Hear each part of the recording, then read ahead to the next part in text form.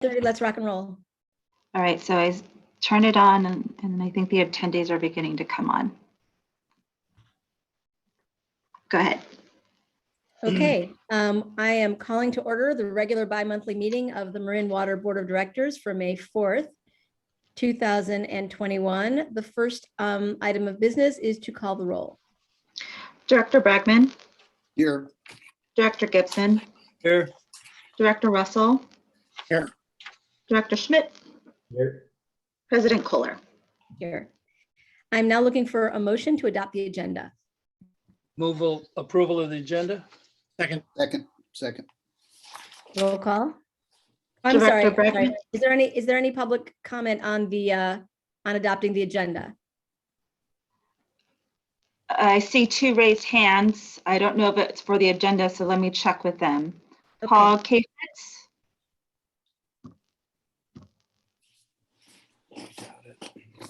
Mr. Kafitz,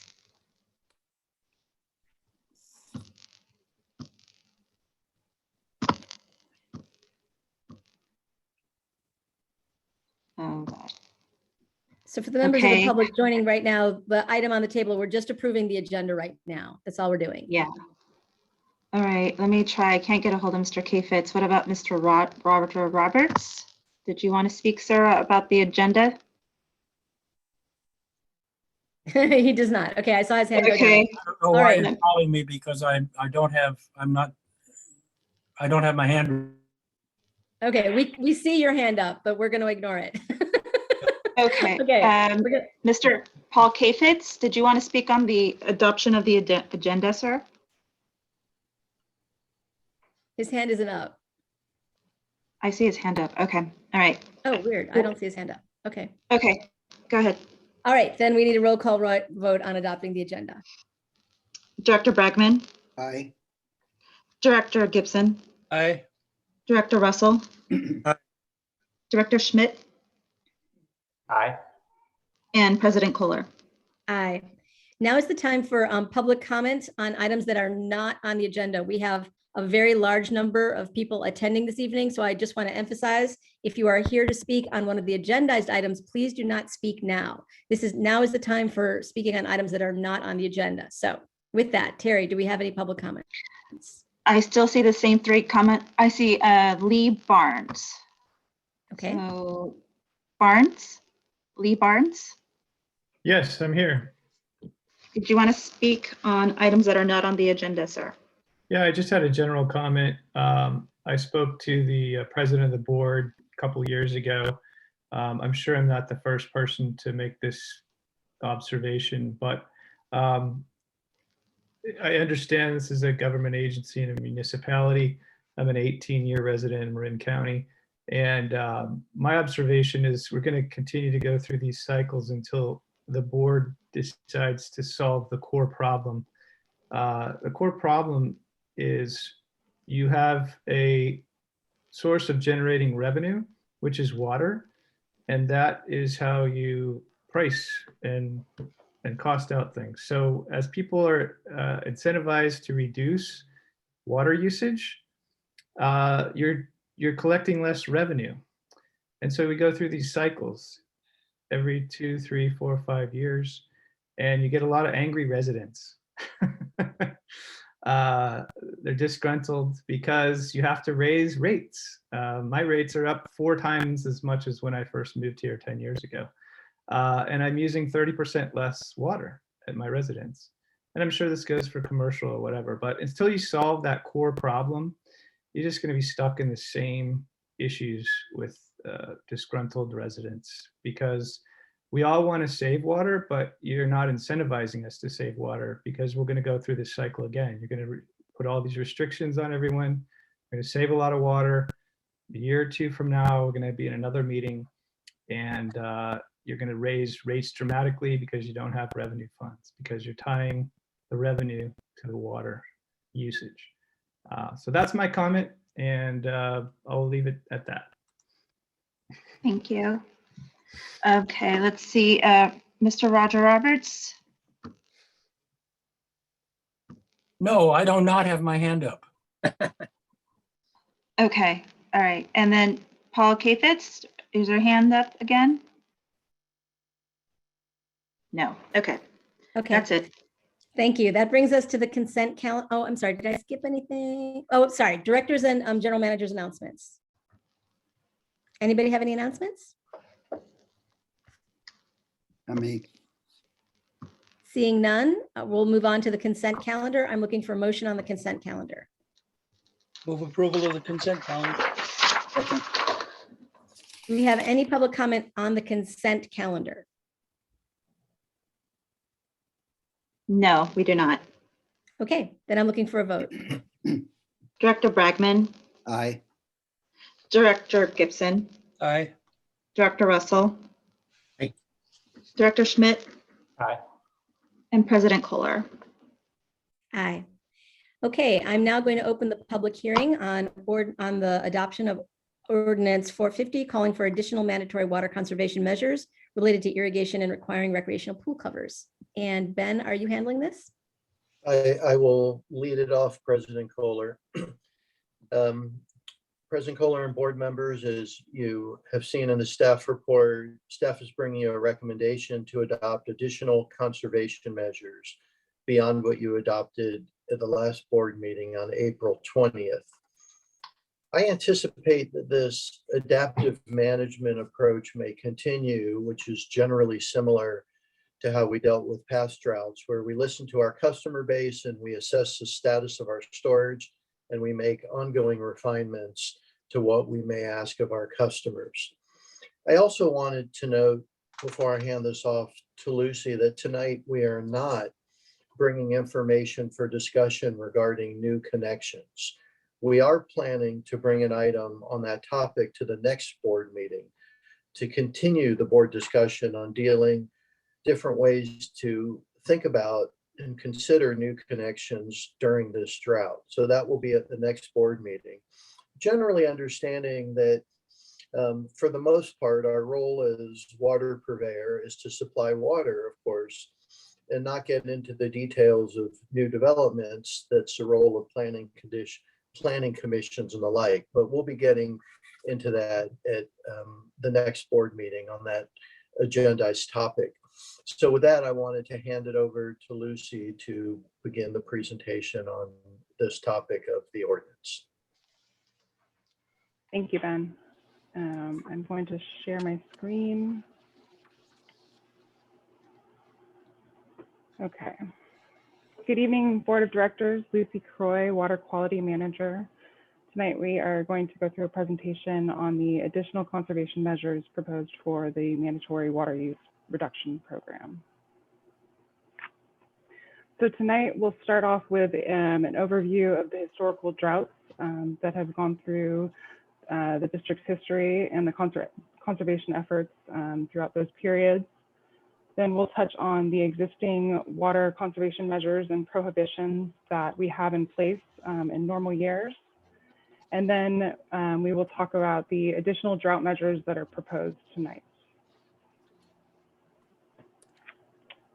So first up is a discussion on the drought of 1976 to 77. This is really considered our drought of record. It was 2 years of historically low rainfall and runoff, to which the district's reservoirs essentially emptied over that period. We relied very heavily on consumers saving water, and during that period, we also got our first initial deliveries of imported supply from Sonoma Water, as well as built a temporary pipeline across the Richmond-San Rafael Bridge and received imported supply from the State Water Project.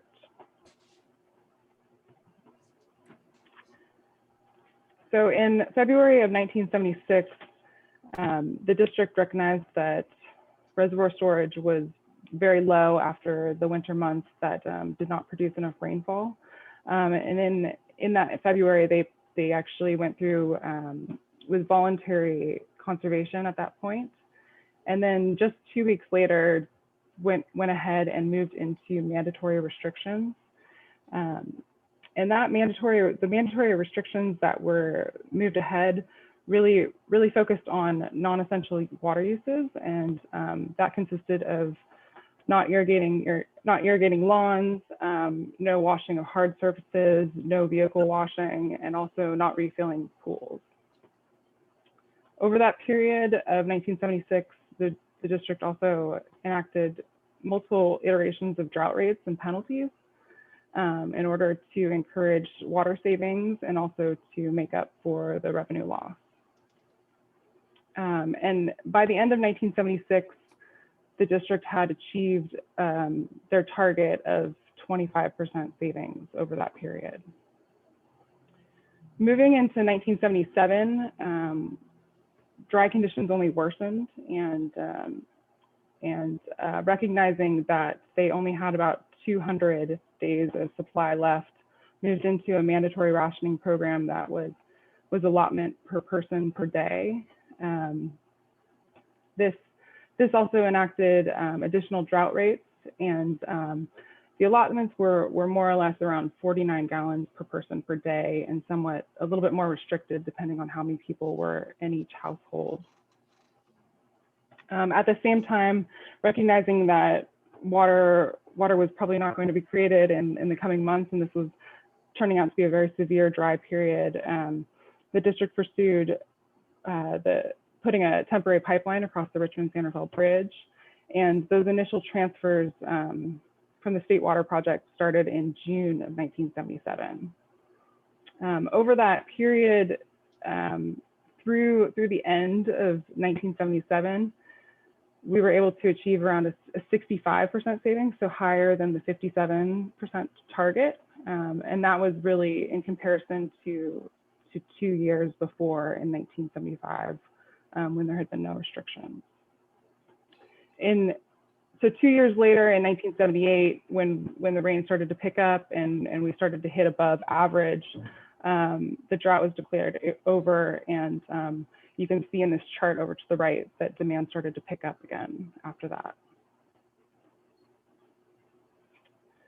So moving into the drought of 1987 to 92, this was a bit of a different challenge.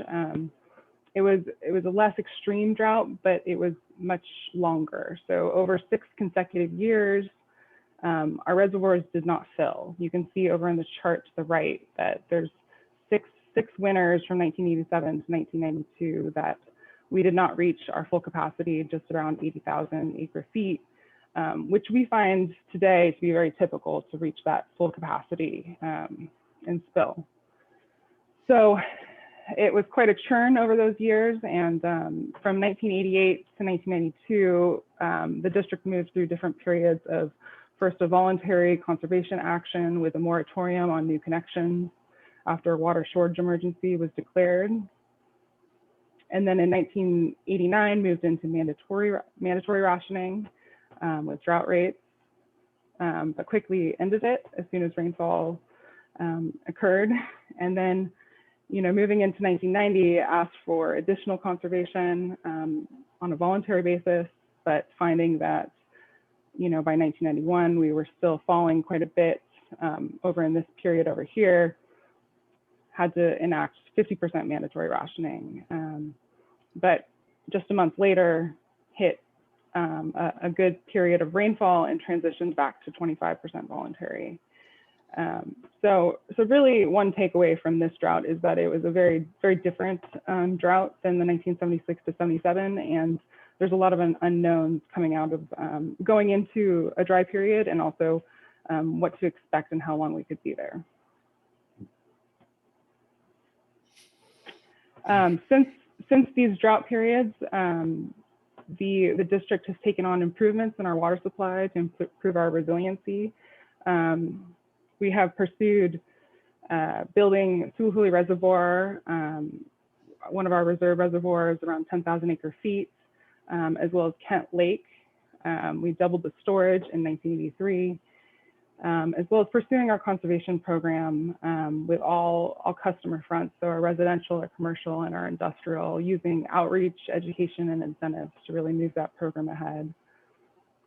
We've pursued supplemental water supply with Sonoma Water, first developed in 1976 with that first drought, and increasing the amounts in 1988 and 1996. And then one of the first agencies in Northern California to develop a recycled water program after the 77 drought, and then have expanded it over the years and are always looking for new opportunities as well. So how does this really relate to where we are now? Is it's looking like we are in another historic drought. Right now, our current rainfall is around 20.6 inches for this year. And looking back the last 16 months, it is now the driest 16 months that we've had in the last 142 years. I looked at that through the end of April and was not too surprised, but at the same time, it's pretty stunning to see that we're drier than even in 1976, 77, about 2 inches drier over that same period. So looking ahead, that has really impacted our total reservoir storage. As of May 1st, since Kent Dam was raised in 1983 or so, we are seeing ourselves sitting at about the lowest storage level going into the summer months in about 40 years. We would hope to be on average around 30,000 acre feet higher than where we are today. And in the previous droughts, we were, even in 1990, the lowest point before this, about 5,000 acre feet above that. So this chart shows projected reservoir storage, starting off with the black line showing our actual storage over the last 16 months or so. So starting in January 2020, and the decrease over the last year and a half or so. And then moving into the blue dashed line, that's a projection through the fall. And then where it splits off into three lines, that's really, where there's so many unknowns going into the next rainy season. The orange line showing 25% of average rainfall, the blue dashed line showing 50% of average rainfall, and the green line showing our average rainfall and where our storage could end up if we were to receive that kind of runoff. With so many unknowns, what we can look at is where we were a year ago. Last year, around February or March, we were sitting a little bit above 70,000. And this February or March, we are sitting a little bit above 40,000. So that 30,000 is quite a decrease. 30,000 acre feet is quite a decrease for us. And looking ahead, we are planning for any kind of scenario in which we could have the same kind of change in our storage. Conservation at 40% is the target that we have asked for our customers, and that's largely to offset the decrease that we see in our storage over the coming months and through the next season with so many unknowns around rainfall and runoff. So this chart shows our monthly potable water production, how much demand we are producing out of our treatment plants. There's usually quite a bit of variability in the winter and spring months, depending on rainfall and temperatures. And we're seeing that trend continue right now. In February and March, we did see a decrease over 2020 production. But this month, we did see a little bit of a jump up since last year. But really, I think, in past droughts, we've seen that demand can increase a little bit ahead of time, and then over the months, as conservation efforts take root, that production change will decline over time.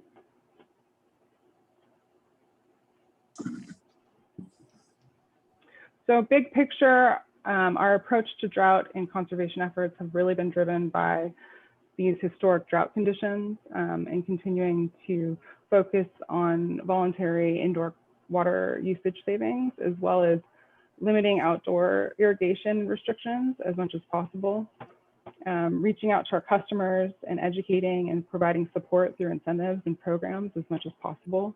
And that's really to preserve and extend our water supply due to really unknown conditions coming up in the next rainy season So moving into the next section, I'm going to touch on the conservation measures, the comprehensive conservation measures that we've got in place. First off is the existing water waste prohibitions for a normal year that we have on the books every year. The mandatory water use restrictions that were passed just 2 weeks ago by the board, and the additional drought measures that are proposed tonight. So each year, what we have typically are prohibitions focusing on water waste, irrigation prohibitions such as limiting the hours of irrigation to 9 a.m. to limiting it beyond the hours of 9 a.m. to 7 p.m. And that's primarily to limit evaporative losses, limiting ornamental landscape irrigation to no more than 3 days per week, limiting any kind of runoff or overspray. And some of these prohibitions are also not just ours, but put in place by the state as well.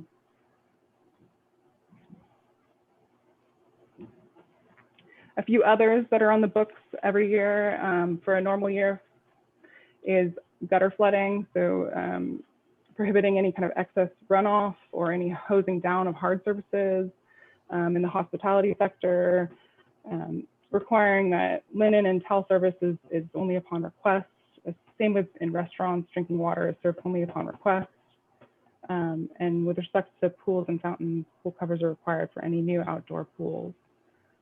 As far as leak repair goes, once a leak is found, it's required to be repaired within 48 hours. So moving into now the mandatory water use prohibitions that were put in place just 2 weeks ago by the board, adopted through Ordinance 449, really in response to the drought conditions that we are experiencing. These focus on washing vehicles at home, which is not limited to taking your vehicle to a commercial car wash that uses recycled water, prohibiting any refilling or adding makeup water to decorative fountains or decorative pools. Golf course irrigation is limited to just screens and tees, effective May 20th. Limiting the use of private fire lines, really just for fire protection. And then power washing is also prohibited during this period. And then also potable water is limited, pushing a lot of any kind of use of water for dust control, compaction, or sewer flushing should be moved over to tertiary recycled water. So for tonight, we are recommending that the additional drought measures proposed are to first restrict sprinkler irrigation to 2 days per week. And drip irrigation would still be limited to the 3 days that is already on the books. And hand watering would be exempt from any day restrictions.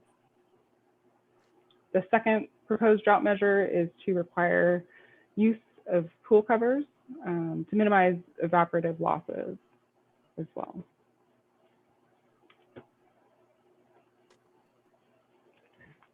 So our implementation plan is really focused around customer outreach and education, and providing programs for our customers to meet the targets and to be able to achieve the water savings that we are looking for over the coming months.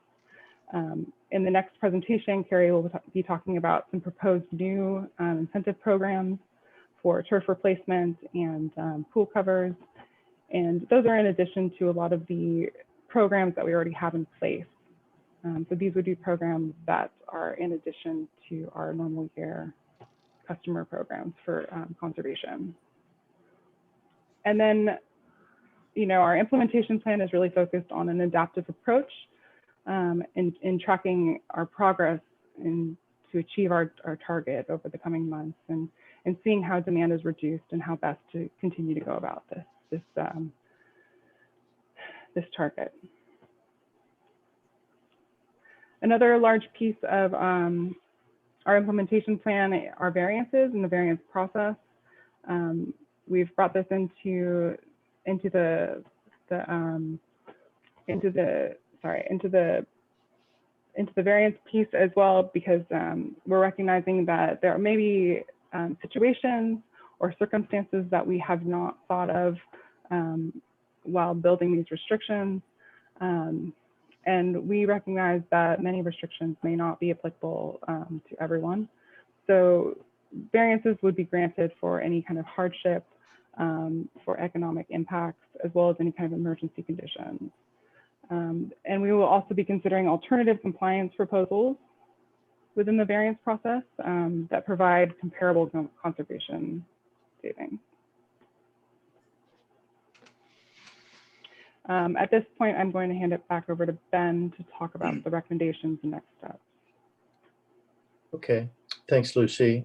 The staff recommendation is for the board to consider adoption of ordinance 450, actually for you to adopt as our recommendation, which, as Lucy noted, limits overhead sprinkler irrigation to 2 days a week. Drip irrigation would still be limited to 3 days a week, and hand watering would be exempt. And then also requiring the use of pool covers to minimize water losses. And that goes beyond what we have on the books in normal years that new pools need covers. So this would be for all pools.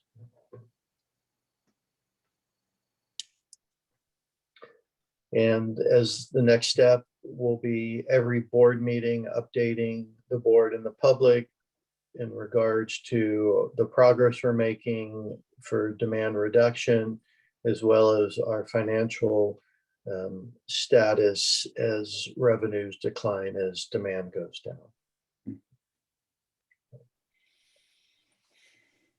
So with that, I'll pass it back to President Kohler. Thanks. We do have a lot of people here. So the way we're going to do this is we're going to first have board comment, and then we'll go to public comment, and then we'll bring it back to the board for consideration. So I'll just take a quick moment and start off by thanking the staff for that very cogent and organized presentation. I also want to briefly address the comment that was made earlier by Mr. Barnes, who correctly identified that the challenge with the business model for most utilities nationwide is that revenues are based to some extent on water sales. So when utilities sell less, they bring in less revenue, so rates go up because operating costs are largely fixed. As we've discussed at our meetings many times in recent years, however, this view of water as a commodity is what needs to change as we work with the public to appreciate that what we are really providing is an infrastructure service. And the business model at Marin Water has been gradually evolving over the last few years as we've been changing our rate structure to address that reality. However, conservation is our cheapest source of supply. Nevertheless, it still has costs associated with it, which is part of why rates go up. At the same time, those are costs that have and will go up far less than they would have had the district chosen to invest instead in more expensive alternative sources of supply. So I just want to make that point as a place to start. I think that the speaking specifically to the recommendations that the staff has put out, I want to note that we considered some of these 2 weeks ago. I think we had a great conversation then. I'm sure we'll have another good conversation tonight. And what we're bringing forward, what staff has brought forward, really reflects our consideration of the input that we received from the public. And I think it is very responsive to those questions. And I just want to commend the staff for that. So with that, I'll open it up to other board comments. Who's first? I have a comment. Basically, I congratulate staff. I think this is a very good plan. I think it's a necessary plan, and we're going in the right direction in my judgment. I think that an important element of the plan is the variance procedure. My concern in general in going into this discussion is I think as minimally as possible, we don't want to be the water cops. Our goal is to get people to reduce the amount of water they use. And I think that's what we want to keep our sights on. How people do it may vary. Everybody's circumstance is a little bit different. Now, I think the variance helps us out there a lot. Again, if, you know, some people are going to be able to get down to 40%, some people have been conserving for years, and it's going to be harder for them to get down. So I think all of those things have to be taken into consideration. And the place to take them into consideration is through our variance procedure. And I'm sure we're going to get a lot of requests for variance.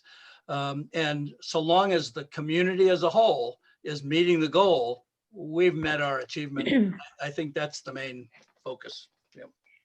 I really agree with that, Jack. But I just to make one quick point of clarification, I don't believe that the staff is proposing that individuals reduce their water use by 40%. As you said, that's an overall goal. So people don't need to come in to seek a variance if they're not going to reach that individually.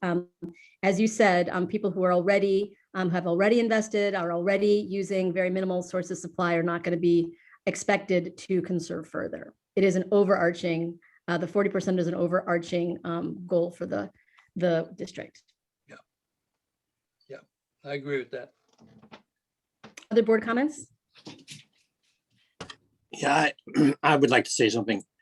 I concur with Jack's approach and your approach. I'm concerned that we're not taking enough action soon enough. So I'll just leave it at that for the moment. What I would like to propose is that we follow up on this with a hawk's eye. And until we see a decrease in demand, which at least, Ben, you can correct me, but the last note I saw from you was that we've seen no reduction in demand so far from our efforts. And go ahead. I did want to share that the last about week or so, maybe 10 days, we are seeing a pretty good signal coming down. It didn't, the averages you saw for April is still relatively high, but it's promising. And by the next board meeting, we'll be able to share in detail, is that a trend that's really looking favorable? Well, to that, I would propose that we reconsider this ordinance almost at each board meeting until we see we actually have made progress. And hopefully the trend is a real one and it will hold up. And for those folks who are concerned about water usage, you know, my wife and I were able to use last week 4 gallons of water on one day and 8 gallons on another day. We obviously can't stay down at that level all the time, but it's quite interesting to look at the water usage and what you can do when you're paying attention to it. You know, I run 2 businesses out of the house, so I'm here all day mostly. So it's not like we're not here. We are here. And so the goal can be achieved, but it takes diligence and following up on what's happening and staying with it and paying attention to it and remembering to watch things and such as that. So anyway, I suggest we either put it in the language or at least set a policy that we're going to look at this thing hard at least once a month, if not every other week, to make that we're making progress, because the goal, or the 60 gallons per capita per day, is still about 20% higher than the number that was used in 1976, which is 48 gallons per capita per day. We are obviously in much better shape than we were. We have the Russian River Aqueduct incoming. We have Suluhuli and Nicasio. So we have more reservoir storage. We have more supply than we had. We have more conservation than we had in 76. We no longer have 7-gallon flush toilets. Putting bricks in the toilet today doesn't work. So that's not a particularly good approach. When you're down to 1.5 gallons or 1.25 gallons, you're not going to make much of a dent in the operation of a toilet. It's really not going to help it to put a brick in the tank. So we're now down to the point that we just have to be very careful about how many times we flush and keep track of that kind of stuff. I've asked my wife to start keeping a log of things like laundry loads and those kind of things, so we can get a better feel of why the water usage bounces around. We aren't always at 4 gallons a day, but as I said, you can get there with diligence. So that's what I've got to say. Thanks, Larry. Larry Bragman or Monty? I'll take it. Thanks, Larry. Yeah, and I agree with Director Russell's comments. I think it's a good start, but I do think it's going to have to be an iterative process, a process of adaptive regulation. In preparing for the meeting, I looked at some of the records. When the board declared a moratorium on hookups in 73, 74, whenever Swanson litigated, we had 56,000 acre feet of storage. When we declared a moratorium in 89, we had a little under 60,000. Today we're at 40,000. So it's really important for the public to understand that we are in a historic drought right now. It's here. And it's not going to be easy unless we adapt. And I think long term, it's going to take a real shift in how we manage our landscape and how we manage our outdoor irrigation.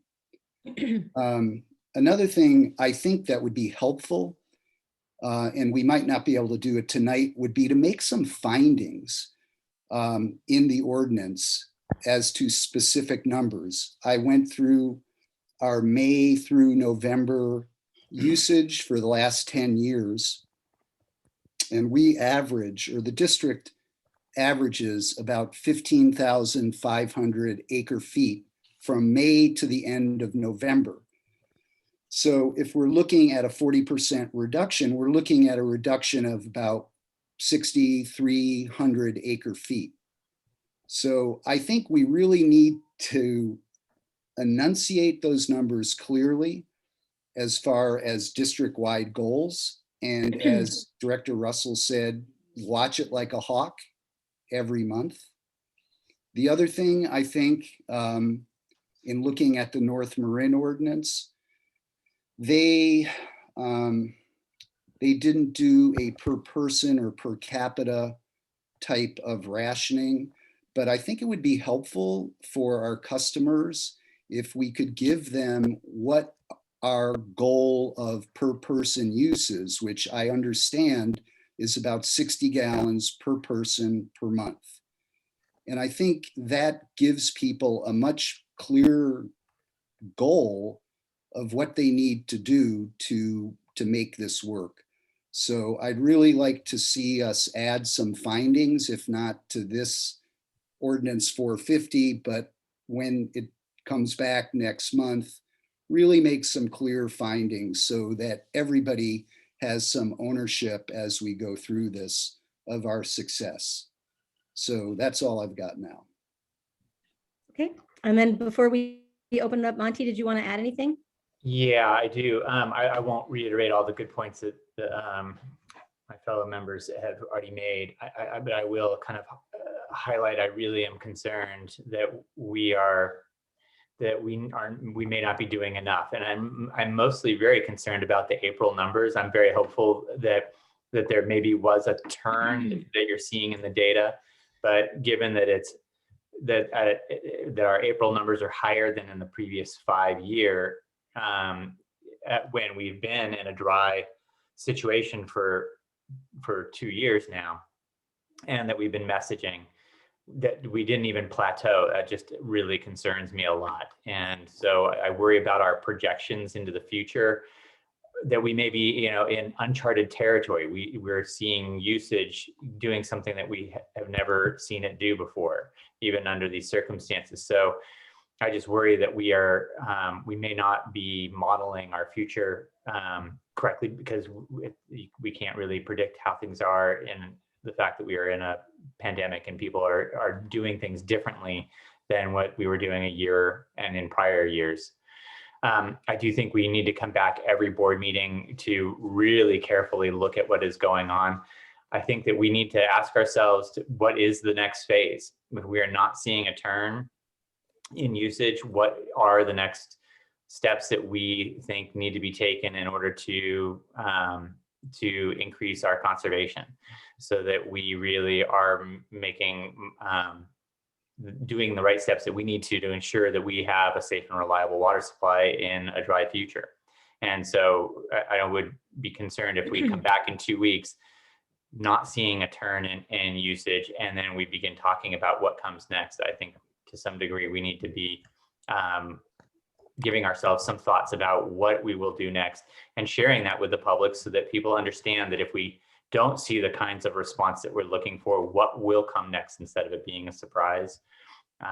This is not something we want to do. We're really hoping that we see the change in behavior. And I, for one, am really looking forward to getting a Flume device now that they will be heavily discounted, and being able to watch every day what's going on with my usage. I think I agree that is going to be the key to success here, is everybody really caring about and taking the time to observe what they're using and be mindful that, I think Director Bagman, you mentioned 60 gallons. I think it's 60 gallons per person per day is a goal that we're aiming towards. So let's try it. Let's see if we can do that. And as many people as possible can make that an important part of what they do daily. I think that's how we'll get there. Yeah, I really agree. Maybe just a few points to sum up before you open it to the public. I'm really glad, Monty, that you mentioned Flume. We're going to discuss that, I believe, in one of the later items tonight, but I'm very excited that we are bringing that forward, because I do think the way that we reach the goals that I'm hearing we are all agreed upon is not just to give the public mandates, but to also give the public incentives and support. And I think that the kind of information that you get either from the AMI meters that we're putting in or from the Flume devices that we're going to be discussing incentivizing is critical, as well as some of the other rebates. I'm also hearing consensus, and I'm certainly agree about looking at these numbers at each board meeting. Just because we're taking this action tonight, I don't see that as a ceiling at all. I think we all agree that that's a floor. And I think we're also perhaps opening the door to considering budget-based rates, which is where some other districts are going. And so we're not going to consider that tonight, but I want to put that out there as an option for us. That's really one of the very best and most effective ways to tell the public what we are expecting of them based on their differing households or businesses about their water use. And finally, although I think it's in the back of everybody's minds, I think it's fair to say that what we are really looking at here, what we're really experiencing, and I'm sorry, I don't know if it was Larry Russell or somebody else made this point, the past is no longer prologue. We are in a climate changing situation, and what's happening is what has been anticipated for some time, that droughts are going to be more frequent, they're going to be more severe and more intense. And that's what we're seeing. So the fact that we had historical data that says, we can't rely on that. And we really we are looking at a very uncertain future. So the more aggressive that we can be as a district about our water use efficiency, I think the better. So with that, Terry, why don't we open it up to public comment? Okay, so far, President Kohler and members of the board, I have 6 comments. So what time would you like me to provide? 3 minutes, 2 minutes? Well, we do have 120 people, so that we're not here until tomorrow morning. Let's go with 2 minutes. Okay, all right. And if people can please remember to keep to the 2 minutes, or else I'd have to mute you. I apologize. Please say your name so we know who you are. Yes. The first 3 speakers I have, Paul Kafetz, James Krajewski, and Jan Lotion. So, Mr. Paul Kafetz, I'm going to allow you to talk. If you can unmute yourself, sir. This is Paul Kafetz. Can you hear me? Yes, sir. Yes. I wanted to correct an omission in the staff report.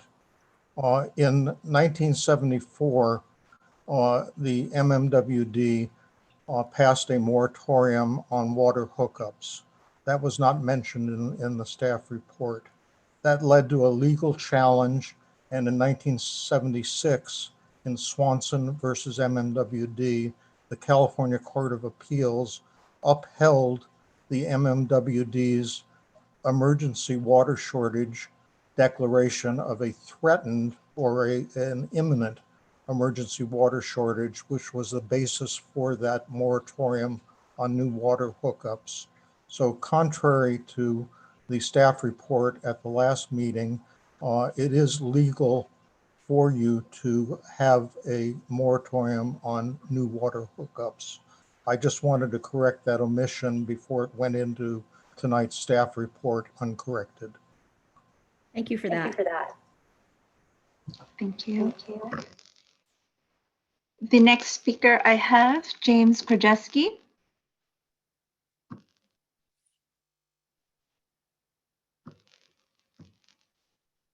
Thank you.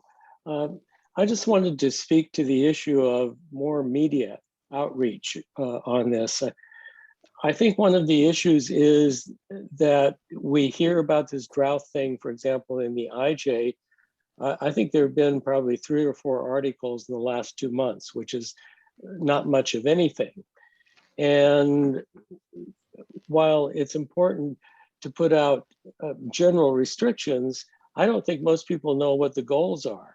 So I think the more specific, more relevant data you can get out there would be very useful. For example, acre feet is meaningless to me and probably most anybody else. How many gallons of water should we be using?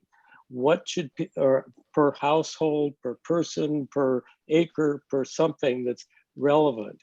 Perhaps getting the Independent Journal to publish a regular water meter column or something or other that tracks the water use by person or by household, not by acre feet, every week or every day or something. Some of you can be writing editorials so that there is something in the paper every 2 or 3 days at least that focuses on what specific actions can be taken, what we all should be doing, how much the goals are being met or they're not being met. I think Larry mentioned something about being more specific, and that's really what I think we need are the specifics from you all to say, look, this is what you can do and this is what we need out there. But it's got to get out in front of the people and it's got to be there. You know, you don't read the paper necessarily every day, and there are other media, they're next door and other things. So it's got to be a focus. Otherwise, you're just operating in the dark. Thank you. Thank you so much for that comment. I'm just going to say that this is music to our communication manager's ears. This is what she says to us every day. So we are right there with you, and we will do more. Next speaker, Jan Lotion, and after Ms. Lotion is Baron Hamill and Frank Edger. Go ahead, Jan Lotion. Yes, hi, can you hear me? Yes. Okay, I have lived in the Bay Area my entire life. I remember the pipeline over the bridge. I remember when I was a child in the 50s. I remember when it used to rain a lot. Most of the people I talk to seem to be almost unaware that we're having a drought. I think the communication is very poor. They seem surprised when I say, you know, rainfall is 30% of normal. What happens when we run out of rain? I just don't even think this is being communicated hardly at all. I think we're in a real state of crisis. I think all of your measures are a good idea. I think they're all too slow. I think we should be on mandatory rationing right away. I fail to see the disadvantage of doing this. This could go on for several years. We could have a year like this next year and the year after. Then what are we going to do? I just don't understand. Why don't we just raise the rates of anything over above the lowest tiers of usage? And I don't understand the disadvantage of doing that. So I really, and then on top of that, we're faced with fires. I hike a lot. There's dead wood everywhere, all over Mount Tam. We're also going to need water to put out fires. So I just think the whole thing is way too slow. I think the communication is just incredibly absent. Why aren't we sending out flyers, emails, something that says we're in a severe drought right now? Please do A, B, C, D, E, you know, in your home usage, or we are going to be on mandatory rationing. I think this is a crisis, and I think it's moving way too slow. You know, before we go on, Ben, can you respond to the issue that Ms. Lotion raised about doing mandatory rationing right now? And once again, I really appreciate your views on our communications, and we are planning to step those up. Yeah, so staff is actively looking at, and we'll be bringing it to upcoming board meetings on possible additional measures that we could take in an adaptive management approach to meet our needed goals.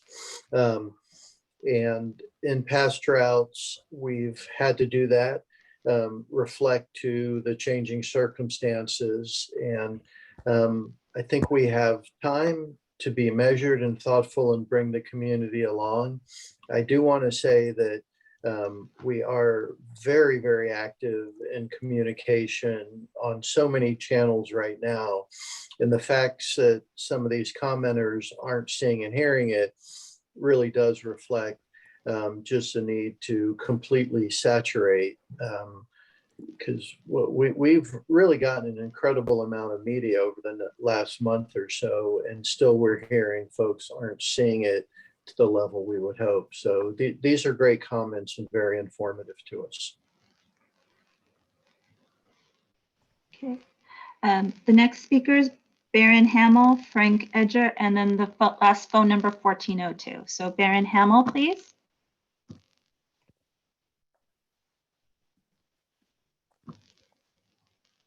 Ms. Hamill?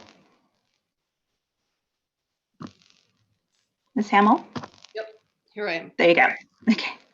Adding to what several other people have already said, and probably more eloquently than I can, people want to do the right thing, but it behooves the Water District Board to educate and communicate.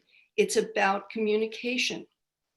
You're talking about media outreach. I don't leave the house very often, so I'm not seeing billboards. I'm not seeing posters on buses. I'm not in next door. You need to send a mailer to every single household in the county. That's a graphic, a chart that's colorful, that depicts what people can do and the impact that what they're doing and the difference that it makes. Get children involved, because the children are the ones who are driving a lot having to do with the condition that the earth is in. You make this something that the families can do. You put it in front of every single household. You don't rely on them to see it on the side of a bus. And it needs to be done now. Yesterday, I stopped my neighbor from having her house power washed. She didn't have a clue. She had the crew out there. She did not have a clue that we're in a drought or that there's already mandatory water rationing in place. This needs to be done, and it needs to be done quickly. I can't emphasize that enough. Thank you for listening. And thank you. And I think we do have plans. I don't know that we've done it yet, but I think you're exactly right about sending very compelling flyers to everyone. I believe that is part of the plan, but I really appreciate your elevating the urgency of doing that. And I don't know, Ben, do you want to speak to that? Yeah, in our monthly newsletter that went out, or is currently going out in the fashion, we got into detail on the drought and talking about all the conservation measures, the rebate opportunities. I don't know, Jeannie, if we've done a direct mailer yet. I know that's one of the things we're looking at. But Jeannie could tick off, as we've done at many board meetings, we don't have it tonight, the number of media messages. We're going out to Rotary groups and beyond. So it's a lot of work, but again, what we're hearing is it's not enough, and that is resonating. Jeannie, I see you have your. Yep, that's right. So in addition to inserts in the bills and electronic newsletters and all of the things mentioned, once we zero in on these latest irrigation restrictions, and we will send a direct mailer to everyone. But it has been going out for a couple of months now, since February, and we're going to continue to do that. I think we're hearing it isn't enough. So, you know, and to Ms. Hamill's point, I think making it really accessible, and, you know, some of the things the other speakers were saying, being super clear about what they can specifically do, just not what they're prohibited from doing. And, how much water, I think this goes to the point that Larry was making earlier, that people really need to know. And somebody else has said, let's not talk about acre feet, and I couldn't agree more. We I need agree to with you on the acre public feet point as gallons, well. no CCFs. Exactly. Right. Okay. Okay, next speaker, Frank Edger, then the number 1402 phone number. Go ahead, Frank. Thank you. Frank Edger, representing Save Fairfax. The state legislature via ABAG and MTC is demanding about 10,000 new residential units be allowed in the Marin Municipal Water District service area during an 8-year period, 2023 to 2031. Sonoma Water is in trouble. 2 wildland fires broke out today, one in Guerneville and one on Mark West Springs Road. This is only May. Red flag warnings have been issued in Solano County. Lake Mendocino will be dry by September. Sonoma Water has been taking Mendocino County water since 1960. Marin has been taking water from the Russian Eel River complex since 1976. That supply may well be coming to an end. Tonight's proposals are totally insufficient. One more dry year and we're in deep trouble. We will run out of water. It's time to end the casual approach to our water usage and supply. Now is the time to initiate a moratorium on new hookups. Board members Russell and Bragman are on top of this pending disaster. The Ager family uses 20 gallons per day per person. That's what we've been using for a long time. Don't gamble on our safety. Thank you very much for this opportunity to speak. Thank you, Frank. Okay. The next speaker, 1402, let me unmute you. Go ahead. James Holmes, Larkspur. I support the proposed ordinance and also support the board members who have said we should start thinking about what we do next. And I think what we do next should be considered or continued consideration of another pipeline across the San Rafael Bridge. I urge you to proceed with this, and I think the timing is very good because of the tremendous federal funding for infrastructure, which is proposed to be provided. And if that goes through, then the timing would be very good to do this. Additionally, and defray the cost. Additionally, I again urge that new connections be discontinued for the duration of the emergency. There is little incentive to conserve when confronted with the gross inequity of limitless new connections for new development. The North Marin Water District has already banned new connections according to the IJ.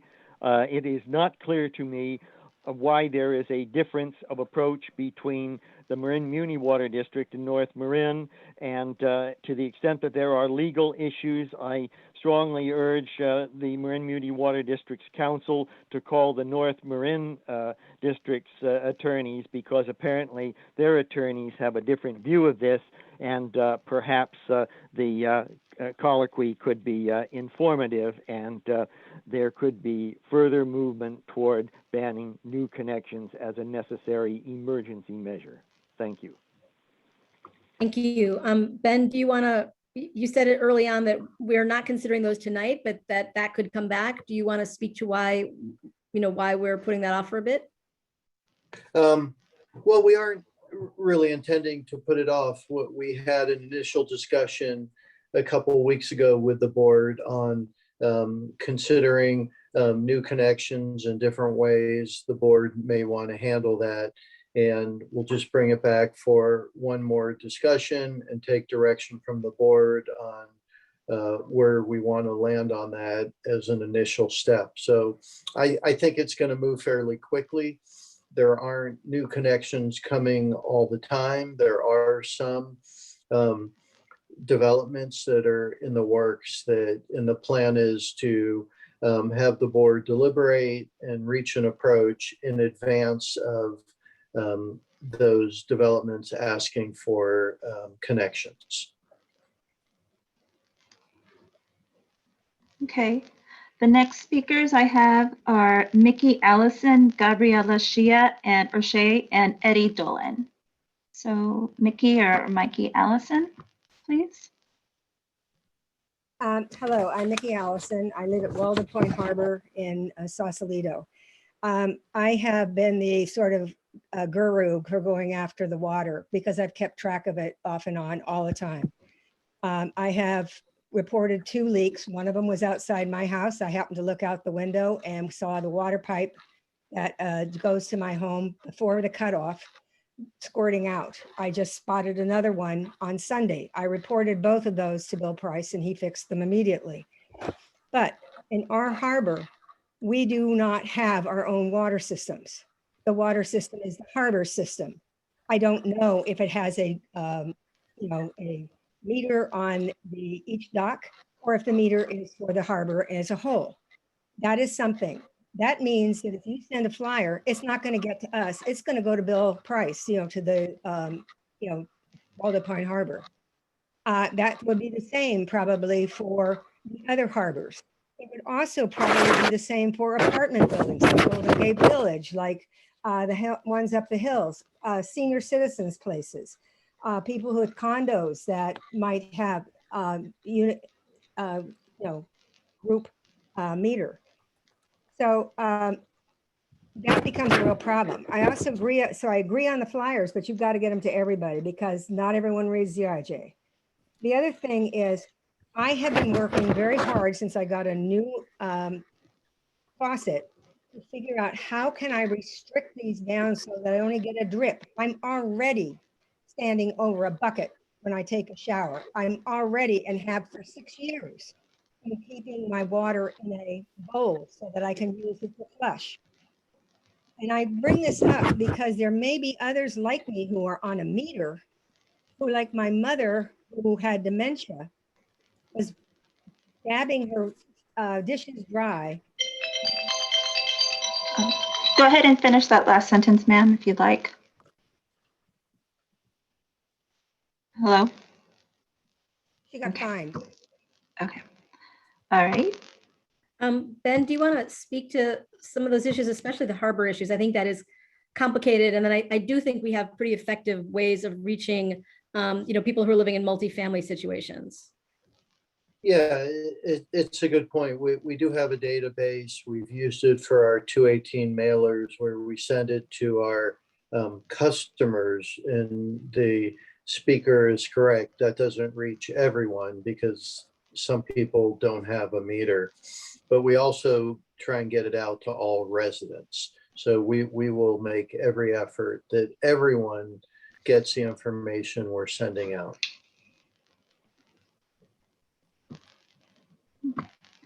Gabriella Shia or Shay? Thank you. Can you hear me? Yes. Yes, I just wanted to comment on a couple things. First of all, I want to thank Baron Hamill for her comment. I agree with her about the flyers. I also know that every single business these days is contacting the public through social media. And I'm wondering what type of social media you are using to get the word out, because that is very effective with a certain age group and particularly a lot of people that are very interested in this topic. That's all I have to say. I'm just asking a question. Sure. And I think we can answer that. Ben, do you want to handle that? Do you want Jeannie to? Yeah, I think it'd be great for Jeannie. I know she's very active in getting the word out on social media and continuing to build that platform. Jeannie? Right. So we use Nextdoor, Facebook, Instagram, and Twitter. And in addition to our regular organic posts, you'll see sponsored posts from us that are designed to reach the entire area, even exceeding our own customer service area. So if you don't follow us on social, please do. We would like that. The next speakers I have, excuse me, are Eddie Dolan, DG, and David Smith. Go ahead, Eddie Dolan. Can you hear me now? Yes. Okay. Thank you for having me. I'll be very brief. And I would really like to underscore what Miss Lucian and Baron Hamill mentioned. I think they've really struck a lot of important things. I am a curious, interested private citizen, and I care a lot. I have not heard one word about this issue from anybody except some private citizens. Nothing at all. This really concerns me. And I'm a curious out there person. I have a question about the sprinkling 2 days a week, sprinklers for 2 days a week. Is there any time restriction on that? If there's not, I'm just going to make, if I wouldn't care, I'm going to make up the other 5 days that I didn't water, because 2 days a week, what does that mean? I think it has to have some kind of time limit on it. A question I would have is, are there any penalties? What is the incentive? And I think the most important thing, I would like to be able to tune into something on the computer, not on Twitter or Instagram. Just, I can go to a site very easily every day and look at something to see what progress we are making. Nothing would incentivize me more than to know what I'm doing and what other people are doing is working. And that's my comment. Thank you. Thank you for that. And I think we have answers to at least some of those. Particularly, Ben, do you want to speak to the Sure. sprinkler 2 days a week and the time limit and what the penalties are? And then we can, I think, if you want to speak to the issue about tuning into a site to see what progress we're making. Right, so the 2 days a week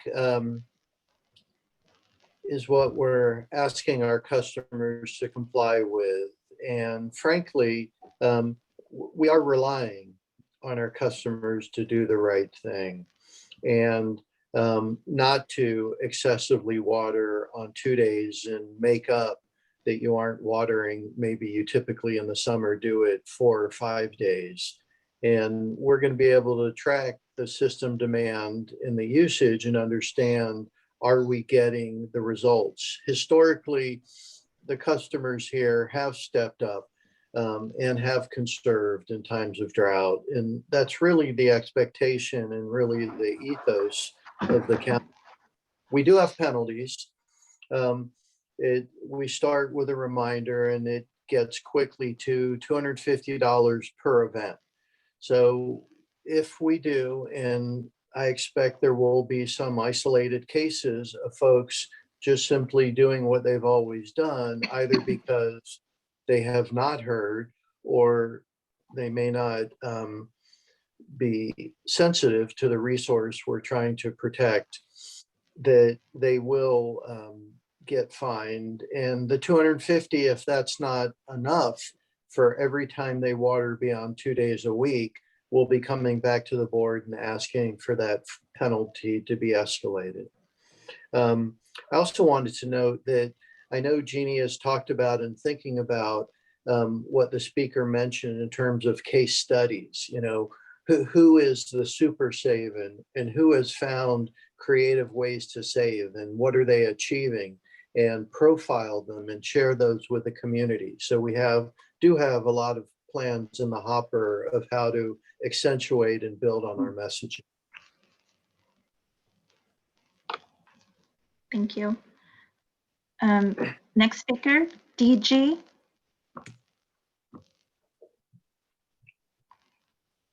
Go ahead. Yeah, hi, thank you for all of your efforts. I'm hoping you can help me understand a bit more about the requirement for the pool cover. I have aging parents on fixed income, and the research I've done indicates that a pool cover that they could use will run anywhere between $650 and $2,200. Obviously, that's of concern, but we want to be compliant. Can you help me understand what it is you're thinking about the use of the pool cover? Thank you. The evaporative losses from pools is significant, and I'm sure, as the speaker knows, a cover prevents the evaporative losses of pools and the need to make up water. It also provides an energy savings if you heat your pool, but that's not our job.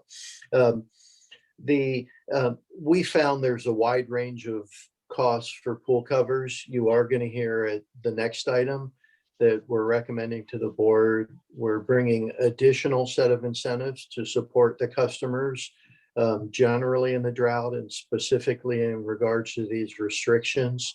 I can't recall, is it $100, Carrie, that we're recommending? So we're recommending to the board $100.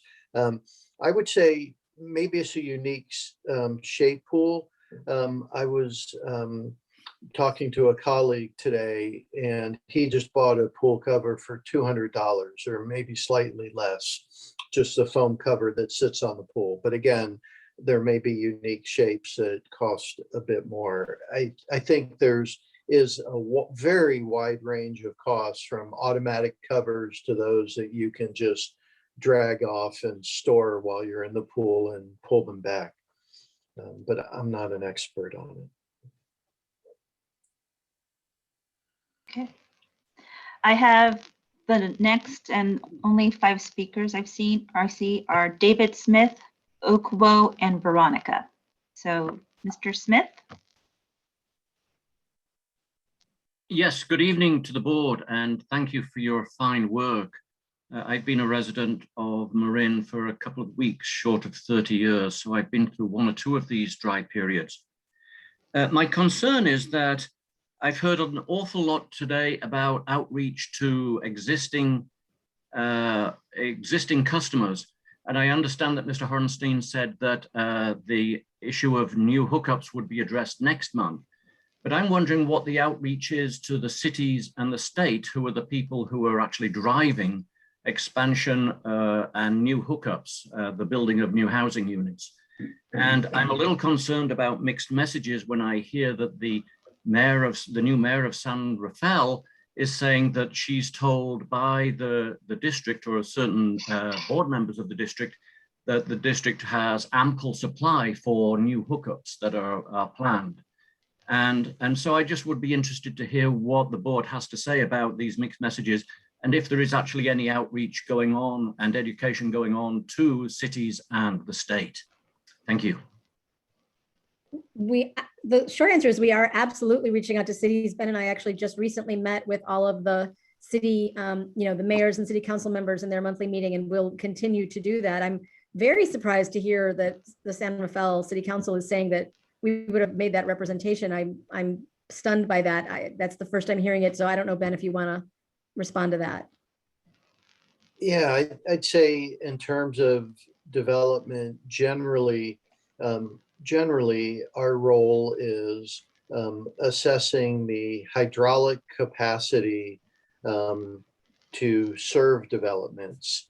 And we typically do hear down the road, once it's gone through, the very lengthy planning process that the cities and jurisdictions shaping whatever the development may be, it comes to us, and often we require the developer to put in some pipe so they can be served by water. But yeah, what we have not represented that every new conceivable development has, that there's available water.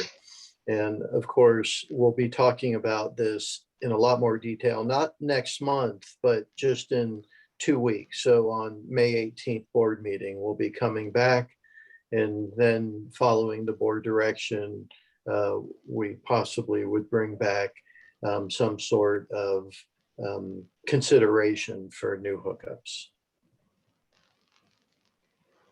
Baron Hamel. Thank you. On the subject of new hookups, I mentioned this in the meeting a few weeks ago. I think it should be mandatory that any new construction include either recirculating hot water or hot water on demand systems. Thank you. Thank you. Okay, Okwo.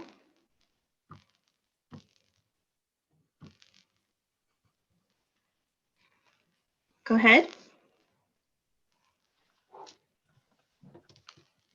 Hello? Hello? Hello, go ahead, you're free to speak. Okay, I am hoping I'm taking advantage of this. Okay, so this was very sobering information tonight and very sad because I got involved in this on the 22nd of May or of April when I had listened to the Merlo Geiger plan for the Northgate Mall in Terra Linda. They're going to be putting 1,350 apartments up there. The Northgate Walk has already been approved, 163. There's apartments approved over near the Smart Station in Terra Linda. And the mayor told me, she said, well, I was concerned about it. And I spoke to Mr. Schmidt on the water board. And he assured me that there's plenty of water for growth in both Stammerfell and Marin. I am shocked by that comment. I have the email. First of all, what's not being realized is all this talk tonight, everybody has skipped over the real problem, and it's called population growth. We cannot continue doing this. We've increased water storage since 1977. However, we've increased our population more than that storage can compensate. And what we really are in this pickle for is because the legislature in Sacramento has produced many, many laws that require us to put up housing, dense housing throughout the state of California. We cannot afford it. Think of your report this evening. We are in a global warming, and then we want to add more people to this community. It cannot be done. And so I want this board to take leadership and to say no to Sacramento. We, the people, are ready to say no. We're ready to take back our government because it's run amok up there. You all know about the stack and pack plans. Thank you, ma'am. Okay. All right. The next speaker I have is Veronica, and then after Veronica is Joan Brown. So go ahead, Veronica.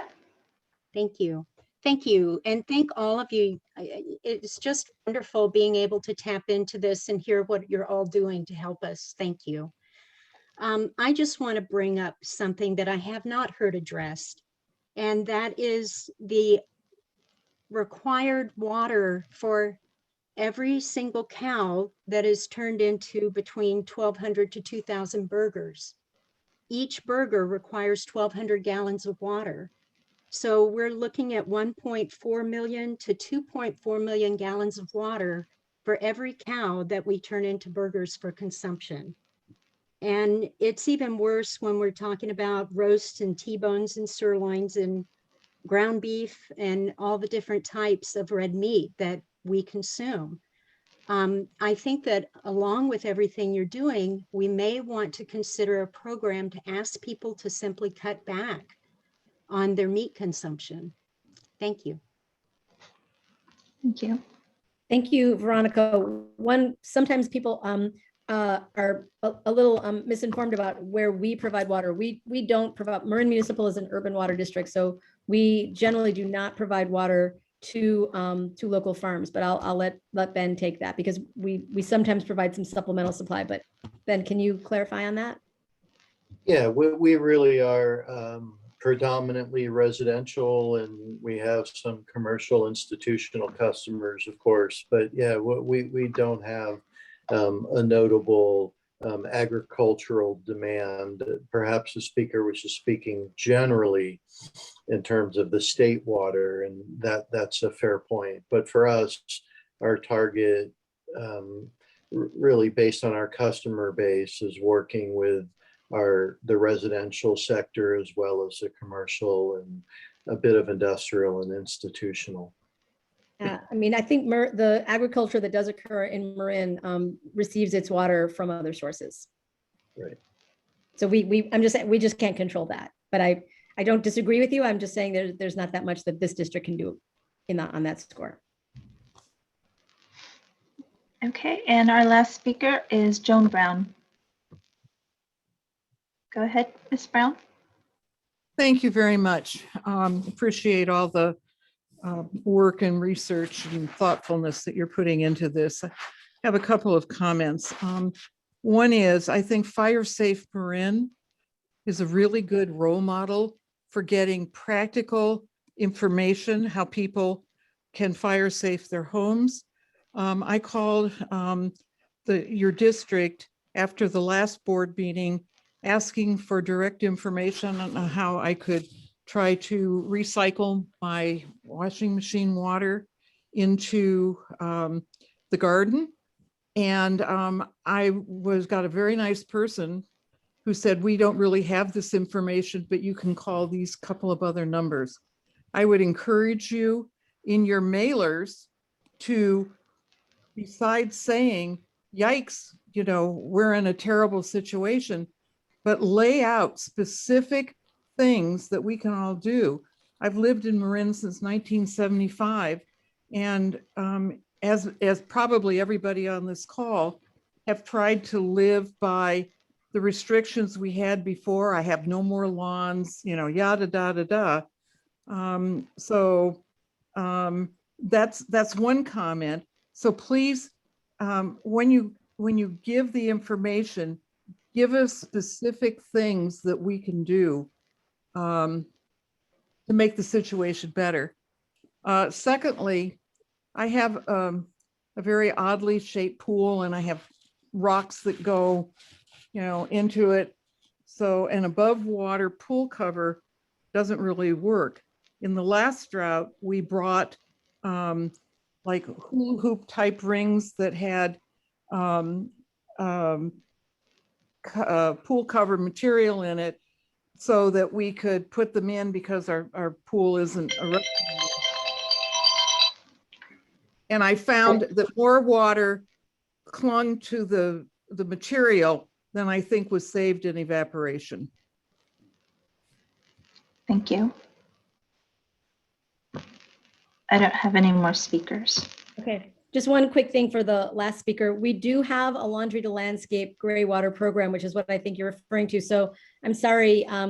Sounds like you somehow reached the wrong person at the district. I see Carrie Pollard nodding. So maybe we can connect you, after this meeting, because we do have a program and we've got a fantastic staff that absolutely knows how to provide that information. So thank you for that comment. Okay, if there's no more public comment, I want to bring it back to the board and see if there's any further board comment before I ask for a vote on the ordinances before us today. Yeah, Larry? I do. Just for our next meeting, I think it would be a good idea to bring back some model ordinances for us to take a look at as far as moratorium are concerned. Yeah, I agree. I mean, I do think there's some urgency to the issue. And from what I've seen in the cases, it's a temporary measure. So really time is somewhat of the essence to move forward if we're going to look that way. Yeah, I have to say I agree. One other thing, as we head into the summer months, is whether we should look at summer rates. And I know that's a bit more complicated, but that is something perhaps we should be talking about at our next meeting. And given all the 218 implications, we may need some legal advice about how to proceed, but it does seem somewhat contradictory that our present pricing gives a discount right when we are urging our customers to really conserve. So I agree. It's definitely a mixed signal. Anything else from the board, or do I have a motion on ordinance 450? Yes. President Kohler, I'm sorry. Did you officially close the hearing? I see one raised hand. I have not officially closed the hearing. Okay. Do we want to hear? Do you want me to? Of course. Okay. All right. Adrian, please. Go ahead. Adrian. Gee whiz, I Adrian? forgot what I was getting. Yeah, am I on now? Yeah, you're You on. are. Forgot what I was going to say. Oh, well. I'm a landscaper. I've been born and raised in Marin, so I've watched a lot of this. I see a lot of water waste with, the municipalities, the broken lines in cities. I think they've done a great job.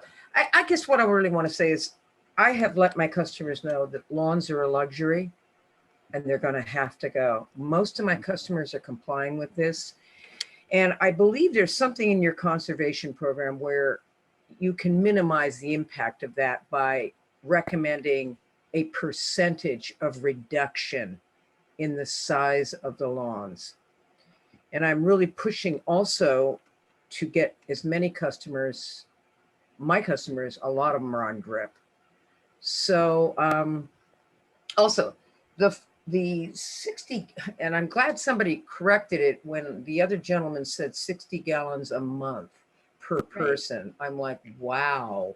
So how do we look at, yeah, how do we look at that?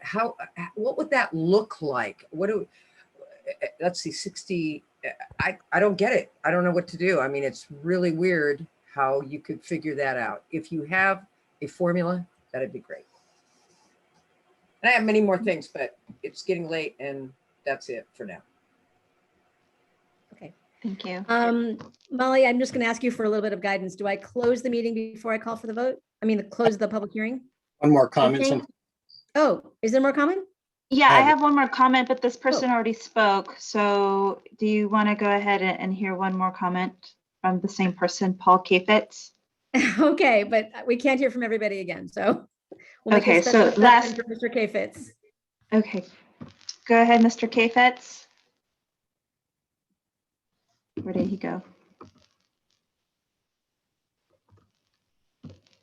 Go ahead, sir. Go ahead, Mr. Kafitz. That's an error. I did not raise my hand. Oh, okay. Sorry. In that case, President Kohler, I think if the board is prepared to make a motion for the ordinance, it's appropriate to close the public hearing. Okay, I'll move approval. Okay, I'm closing the public hearing. I am calling for a motion, and it sounds like somebody has made the motion. I'll move approval. Thank you, Jack. I have a comment. Of course. Okay, thank you.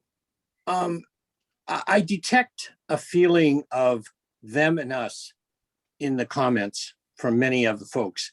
And I think it's important to realize that there is only us here.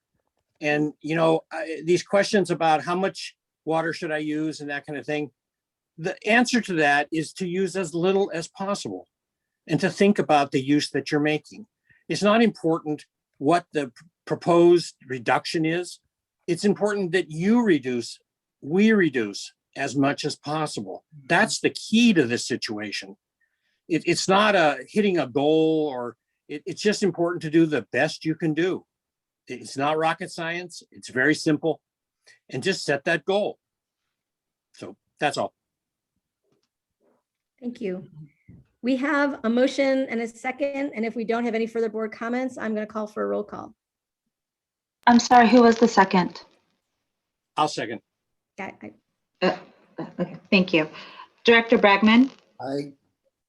Director Gibson? Aye. Director Russell? Aye. Director Schmidt? Aye. And President Kohler? Aye. Thank you, everybody. We are now turning to the next agenda item, which is the incentive programs to support customers and their drought response, which is very exciting, and it's how we're going to get to the result we all want. Thank you, President Kohler. Carrie Pollard, Water Efficiency Manager, and I have this item. So we're going to review the programs that staff has developed to support our customers in reducing their overall demand to meet our 40% district-wide goal. So we're going to start with the current incentive programs. I think it's a good reminder for everyone on the call and all of us to see the programs that are currently in place. And then I'll go over the proposed drought initiatives, the new initiatives. So starting with Ratio irrigation controllers. Ratio controllers are weather-based irrigation controllers, and they self-adjust based on weather conditions. So it allows our customers to use their smartphone or tablet to control their irrigation system without having to, go out and adjust the run times for their irrigation controllers. We've had this program in place for about 3 months, and we've had 63 controllers purchased through our program. It is a point of purchase direct reduction or direct incentive, if you would. So customers would purchase their controller directly from the manufacturer and receive $100 off. And you can see there that the customer would end up paying between $70 or $90 per controller. And the interesting thing is, in launching this program a couple of months ago, we learned from the manufacturer that there are over 1,300 Rashio controllers already installed in our service area. So these 1,300 folks receive these or purchase these controllers without any incentive, which is great news for us. And it also shows that there's still demand with the 63 we've seen in the first 3 months. We think that we can continue to see that program grow. Moving on to EPA WaterSense irrigation controllers. So this is a rebate. It's a $100 rebate. The prior program was direct to the manufacturer. This really opens up the opportunity for any smart irrigation controller that's a qualifying model to receive a $100 rebate from the district. We've had this program in place since May of 2020. We've seen 68 rebates since the launch. Interesting enough, until we started that Rashio program, about 50% of our rebates were for Rashio controllers. So the benefit of having both programs is that it allows folks who are interested in having soil moisture sensors or something that's not necessarily web-based as an option for them, and it gives more models that are available for installation. Moving on to rain barrels and cisterns, we have a 50 cent per gallon of storage incentive up to $1,000. To date, we've seen 13 rebates issued since January of 2020. Interesting enough, the average storage capacity is quite large at 700 gallons. It's significantly higher than what we had anticipated when we developed the program. And so that's great news to see that 700 gallons on average. Moving into clothes washers, this is a long-standing program. We're currently offering a $100 rebate for the most efficient, high-efficiency clothes washer. So if you're on the market for a new clothes washer, there's various ranges and tiers of efficiency for high-efficiency models. And so we only incentivize the most efficient models. Since 2020, we've had 60 rebates issued, and it's very exciting to see that we are seeing 4 times higher participation than we did last year. So folks are definitely taking advantage of this incentive. Hopefully our person who brought up Laundry to Landscape Gray Water program is still on the call. We want to go over that real quick. So we have a $100 discount on a Laundry to Landscape Gray Water component kit. So this component kit contains all of the hardware needed to take your clothes washer water and put it into your landscape. We do require a free educational webinar because we want to ensure that customers understand what gray water is and how to use it safely. Last year, we offered 4 webinars and had 87 attendees. Unfortunately, though, we didn't have anyone that took us up on the component kit incentive. In turn, we did a participant survey because we were curious as to know why that was happening. The 87 folks participated but didn't actually follow through. So some of the survey results. So 95% of the respondents thought that the training was either good or excellent. 70% were more likely to install a system, stated they're more likely to install a gray water system. 62% learned that their landscape is not ideal for gray water, so that's a barrier. And interesting enough, 3 respondents said that they installed it on their own. So they didn't take us up on our incentive, but they did take the action based on what they had learned. So there's certainly value there. We're working with the Urban Farmer Store to offer these educational webinars, and they are actually the ones who process and provide the component kit. And they also have technical assistance and guidance for folks who may need additional help. We have an upcoming webinar on May 12th with 157 people registered as of Monday. We can continue to see that grow each day. In addition, based on the high demand, we are going to record this webinar and post it online for our customers to review on their own, independent of the webinar, so they don't have to sign up for it, and then they can go into the Urban Farm Store to get their kit if they're interested in installing a system. Moving on to Landscape Your Lawn turf replacement programs. So these started in June of last year.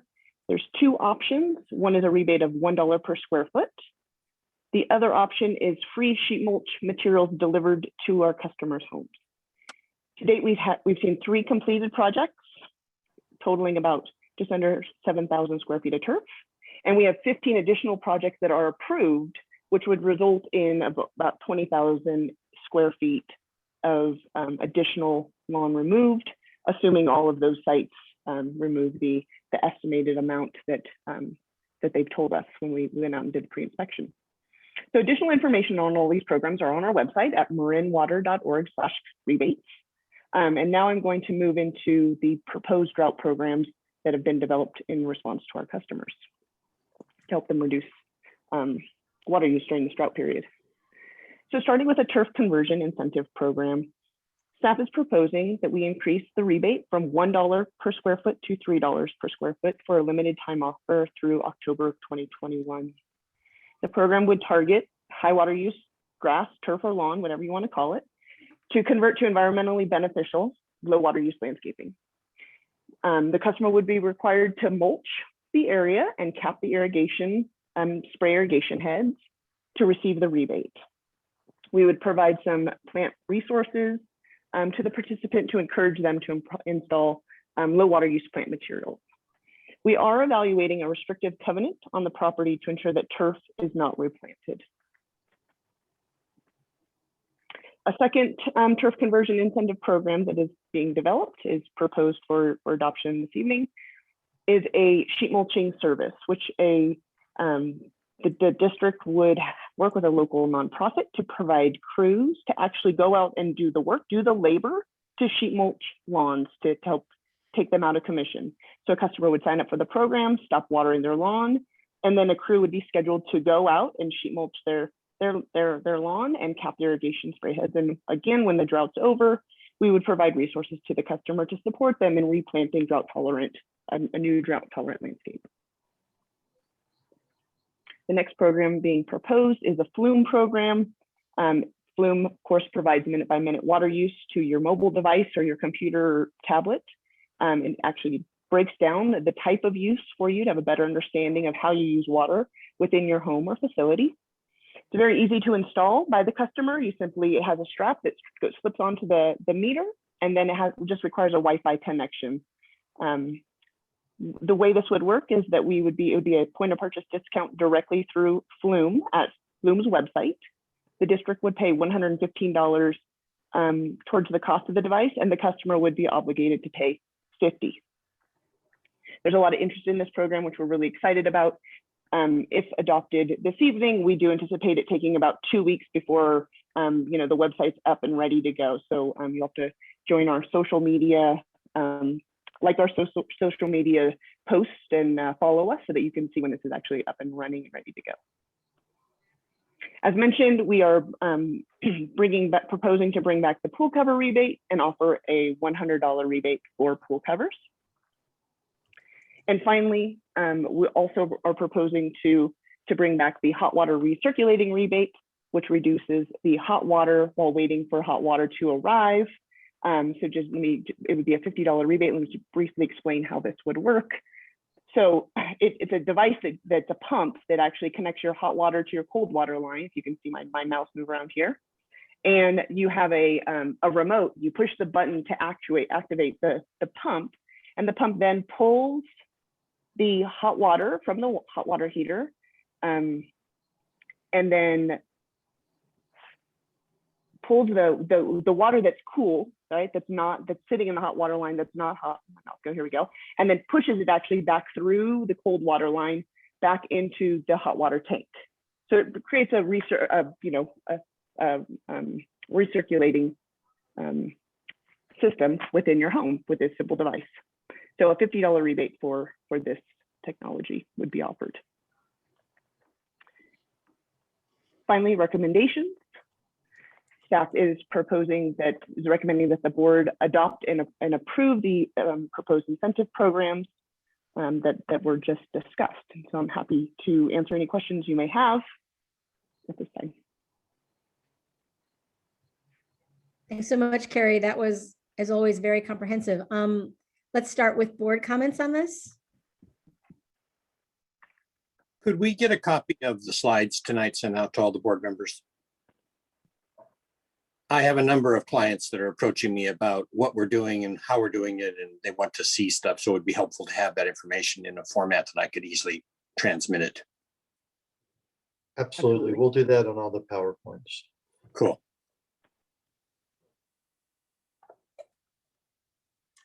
Larry? Oh, sorry. Larry Russell, were you done before I go Well, on? it hit me, that last thing that Carrie showed was quite interesting. The local hot water recirculation, it's a very clever idea. And it addresses the bulk of the water that's lost before a shower is taken. It seems to me that's one we should be pushing very hard. Looked like a pretty simple installation. You just go down to the angle stops and put it in at the sink. I don't know where the power comes from. You know, you could bring that in, I suppose. I don't know where the button goes, if it's wireless or a mechanical device. But I think that I've never seen that before. I think it's very interesting, and it's something we should push hard on. Because it's probably the single biggest water waste we have in the house. In the house, yes. Larry Bragman, did you have some comments? Yeah, I was just going to say, I think, this is the other piece for a comprehensive approach that, we have the stick, this is the carrot. It's always nicer to eat carrots than getting beaten or, by a stick. So, the turf replacement, excellent. The mulch program, I think is great. I prefer to stick a bucket in the shower rather than put in an electrical device, but you're an engineer, Larry, so whatever rocks your boat or floats your boat. But like I said, this is the complementary piece to regulation. Right. And I actually think if we get the word out, this could be a very effective way to really, reduce demand and start really changing the way we relate to water and the way we relate to the landscape, which in the long run is, I think, what Marin is going to need to do. So thanks, Carrie and staff. It's good leadership. One more question, Carrie. That device doesn't violate our backflow requirement. That was brought up, and I did some research on it, and I haven't found any issues with backflow. It's been around for 15 plus years. There's a number of different types of these devices. I just showed one, but we'll continue. We'll confirm. Actually, the district had this rebate in place for a number of years after following the last route, and so I'm sure it was vetted at that time as well. Do we have any sense of the various category we have of options here for people to take which ones are popular, which ones are not, or do we even know that? Is it too early in the game to really judge that? Yeah. What's the winners in there? Yeah. I'm going to say probably the landscape will be get us to achieve the most savings. Which is really what we need right now, but it's also important to provide other tools for folks to reduce their indoor use. Yeah. How about the Flume device? I've had, since we've gotten the word out, I've had a number of people ask me about that. That does seem to be something that's hitting the button with at least some people. Yeah. Absolutely. I mean, the great thing about the Flume device is that it's just education, right? It tells you how much water you're using. So then you can choose, what makes the most sense for you. And it's really eye-opening to see how much water does go to lawns and grass, when it's really warm during the summer. Right. Of course, we can just follow Jack's lead, and you should see. Yeah, I don't. How long has it been since you had grass, Jack? 20 years more? Probably about 20. Yeah, I mean that's the simplest task. We're not watering our grass, anticipating pulling it out. Yeah. It's just time to face reality. Right. Yeah, I would just say again to the staff, thank you for bringing all these things together. And I think it's a really exciting, to use the carrot analogy, maybe it's a salad of options, for folks to pick what will work for them. And that's really, that kind of flexibility is a very important aspect of participation. And, going to the messaging part, I assume, Jeannie, that you can help get a social media post about this, because this is a great list of things that would be fantastic. I have friends too who have been asking me about what kind of options we've got. I'd love to be able to just repost it on Facebook and other things, something that we can all do to get these messages out and get folks signing up and taking advantage of these really great options. It's a great time to redo your water thirsty landscaping. Yep. Absolutely. So, I mean, I'll just add, I'm just so delighted to see this salad, to borrow from Monty. I think it's great. I'm especially pleased to be going from $1 an acre, $1 a square foot to $3. I mean, that really is what we've seen around the West is what's necessary to motivate and make people feel that, it's worth their time and hassle to do that. So I'm excited about that. And I would really urge us as a utility to think about this suite of options as investments. In the past, we've really seen them as things that we do in an emergency. They're kind of feel good. They're on the side. This really is water supply. And I really would urge us to be thinking about all of these programs that Carrie's laid out as infrastructure, because that is what they are. Every single one of these things is a water supply opportunity, and we should be investing in them. And I'll just add that just as we are, I think, aligned about bringing back data about how well our community is doing in terms of reducing demand, I think we also want to bring back data very frequently about the uptake of these programs. I think Carrie's strategy is exactly right. There may be, some programs that are more, beneficial in the abstract, but we really have to give people options. Gray water is going to work for some people and not for everybody. Some people are going to want to change out their turf, others are not. So I think having this range is just enormously important so that people do have opportunities to save in the ways that work best for themselves. But overall, I think it's a great first step. And I also think there's a lot more we can do. I think the gray water incentive is fine, but it's not much compared to what, really sophisticated gray water systems cost. So I think we want to keep our eyes on what the uptake is, because my sense is that if people aren't taking advantage of these programs, it's because the investment that we're making in the incentives is not sufficient. So I'd like to see a regular item, at board meetings telling us what the consumer uptake is for these programs. Okay, so with that, I think we'll turn to public comment on this item. Sure. I have one speaker, Roger Robert. Oh, I have two. Roger Roberts, then Adrian. Go ahead, Mr. Roberts.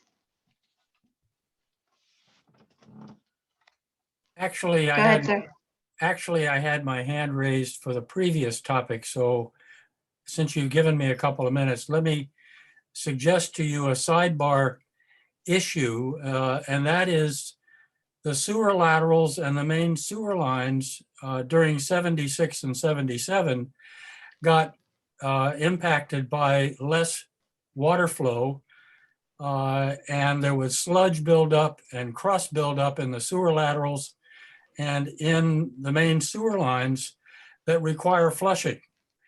And so I would hope that you're talking to all of the sanitary districts about how they're going to manage that. I think the short answer is we are. We've heard from several of them, and I believe I'll turn this over to Ben, but I believe that we are in active conversations with them on exactly that issue. Yes, we are. We're supporting them in helping to mitigate some of the impacts as they transition from using potable to recycled water during this drought. So yeah, it's not a huge water use, but collectively all of these small amounts add up. Adrian, please. Yeah, first Go thing, ahead. the board meetings that we're having here or you're having, are they recorded and available on Zoom? That's number one. Yes. The last, okay, great. The last bunch of slides that you showed with your incentives, I took a photo of each one of those. Those were great. Really concise, really nicely put out, really clear what you're offering. So thank you.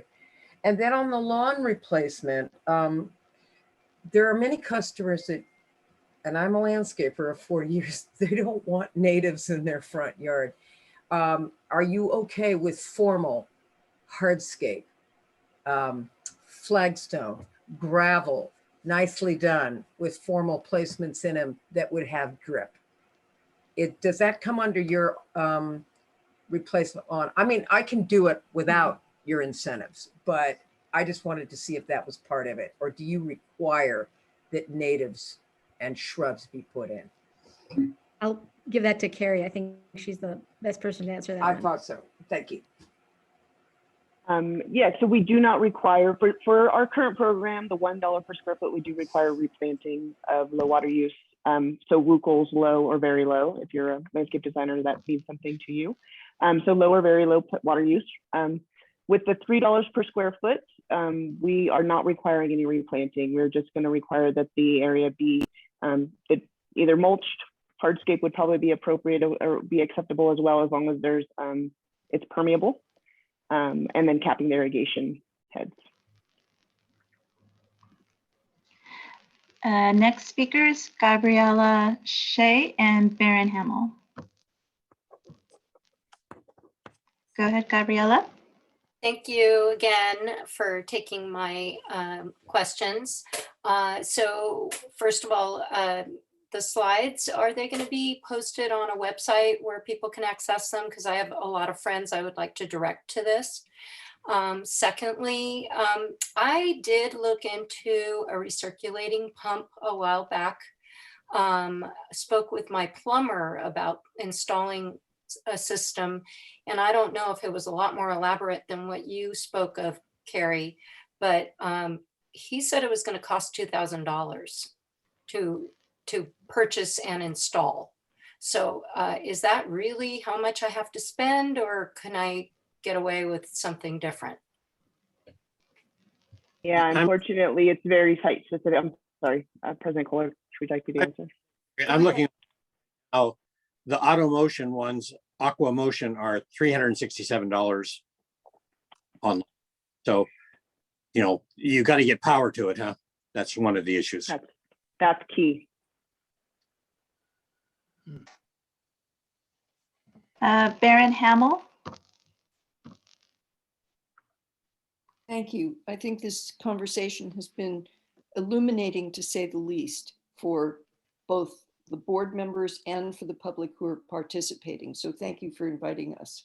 I have a couple of things to mention versus you were talking about the flume system. And after the last board meeting that I sat in on, I did some research on flume. And my question, and maybe you don't know the answer, is the water box is out at the curb, which is oftentimes pretty far away from people's Wi-Fi hub. What happens if it doesn't connect at the curb? It's kind of useless to have it sitting on your phone if it can't be read by the device. It has a plug-in device to talk to it. It has a booster. Built into the flume box itself? No, in the wall. You plug it in the house and it talks to. No. That's not feasible. I've already investigated that. Boosters are not an option to get as far as the curb goes from the Wi-Fi hub. Be that as it may. Then while I was doing that research around flume, I saw that there were several other companies that offer mobile phone apps that connect directly to the water district so that you can be reading your information from the information that you're collecting. So we don't need a device attached to our water lines. And I'm wondering if you've ever investigated that. We have, but I think Carrie, you're probably in the best situation. And can you speak to the flume issue? Because I mean, flume's generally pretty accessible for most people. Cynthia, I'm looking online right now on their webpage. It says 1,000 feet. Okay, thank you for that. And then the other question has to do with billing, where right now I started cutting back on water the day after your last meeting. I mean, to the point where I now have 2 new 5-gallon buckets, one for each of the bathrooms, to collect water. And I'm finding that I'm conserving water because I participate with you. I know what's going on. as I said earlier, a lot of other people aren't aware of this. If we're able to see our bills once a month, to see the difference that we can make on a more frequent basis than to wait 60 days, to know how much of a difference have I cut back. I'm trying to get to that 60 gallon per person per day number, but I have no idea the impact that the changes I'm making are having. Thank you. Thank you. That is exactly the issue that we're struggling with. And it's part of the reason that we are investing in automatic meter infrastructure, but it's slow going. That is the advantage of, of a device like Flume to provide you with that information. But again, Carrie, do you want to respond to some of these comments? Yeah, so the comment on the ability to look at your water use directly on your phone via data collected by the water utility is AMI, the automated meter infrastructure. The district has about 5,000 of those accounts in place, and we hope in the future to be able to roll that out at district wide if it's something the board wants us to pursue. So it's definitely on the list of projects that the district is considering, and we do hope to have those tools available to us, because then it wouldn't matter if you have a 60-day bill, because you'd have access to your water use anytime you wanted it. So there's a lot of value there. And I believe that was all the questions. I don't know if I missed anything or if Ben has anything to add about AMI. That was it, I believe. The next speakers I have are Steve Chipman and Mary Lee Lau. So Mr. Chipman. Go ahead, sir. Yeah, thank you. I love the idea of the incentives, and I went down the path of ordering the Ratio Smart Controller. But little feedback for Carrie, what stopped me dead in my tracks was bullet point 4, which is I agree to use, operate, and maintain the controller to irrigate outdoor landscaping on my property for at least 3 years following the installation date. And I found that a little bit heavy-handed, and it stopped me in my tracks. And I toggled over to Amazon and said, well, for the discount, I'm better off just buying it, off site. I also found the last bullet point a little heavy-handed too, which said I understand the Wi-Fi service and the smart controller shall remain activated at all times, and that's something that's outside of my control. So my thought was that this should be just a little bit lighter to incent more people to move forward with that. Thank you. Okay, and Mary Lee. I'm sorry, Mary Lee Lau. Mary Lee? Can you hear me? Yes, now I can. Okay, I just have one clarification. I've heard 3 times different ways. Is it 60 gallons a month, 60 gallons a day? I'm very confused. A day. A day. Per person, per day. Okay. On average, system-wide. I think. I understand. Some comments. I'm sorry. I was just confused because I heard it per month and then per day. So thank you very much. And I'm all for this. So we've got to conserve. Thank you. Thank But you can- you. Per month per person. That's even better. 2 gallons. Yeah. And our last speaker is Okwo. Go ahead, ma'am.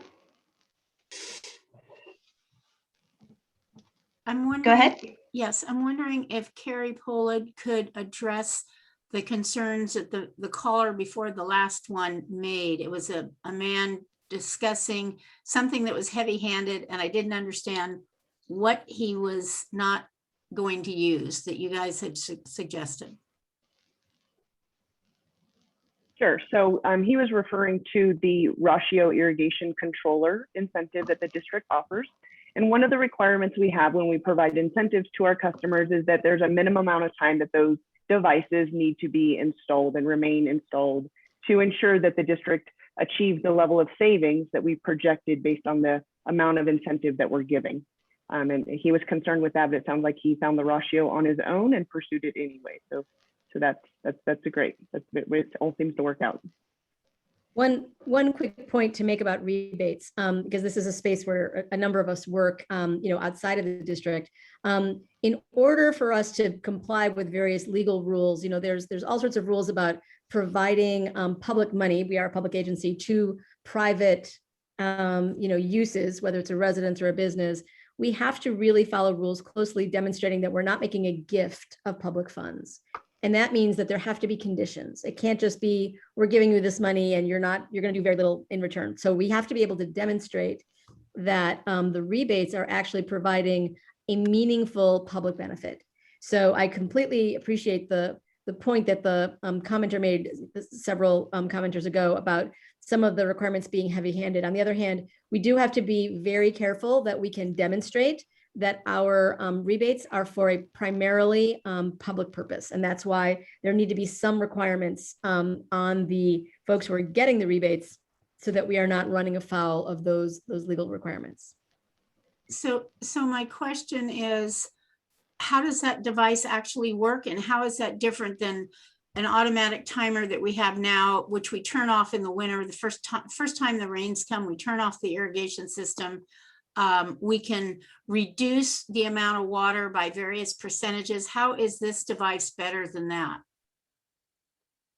Sure. So this device, it's weather-based. It collects weather data and it self-adjusts the runtime. So it sounds like you manage your irrigation system completely appropriate, and you're out there adjusting it to, as the spring starts, you start off low and you may increase it a little bit during the summer and then back down.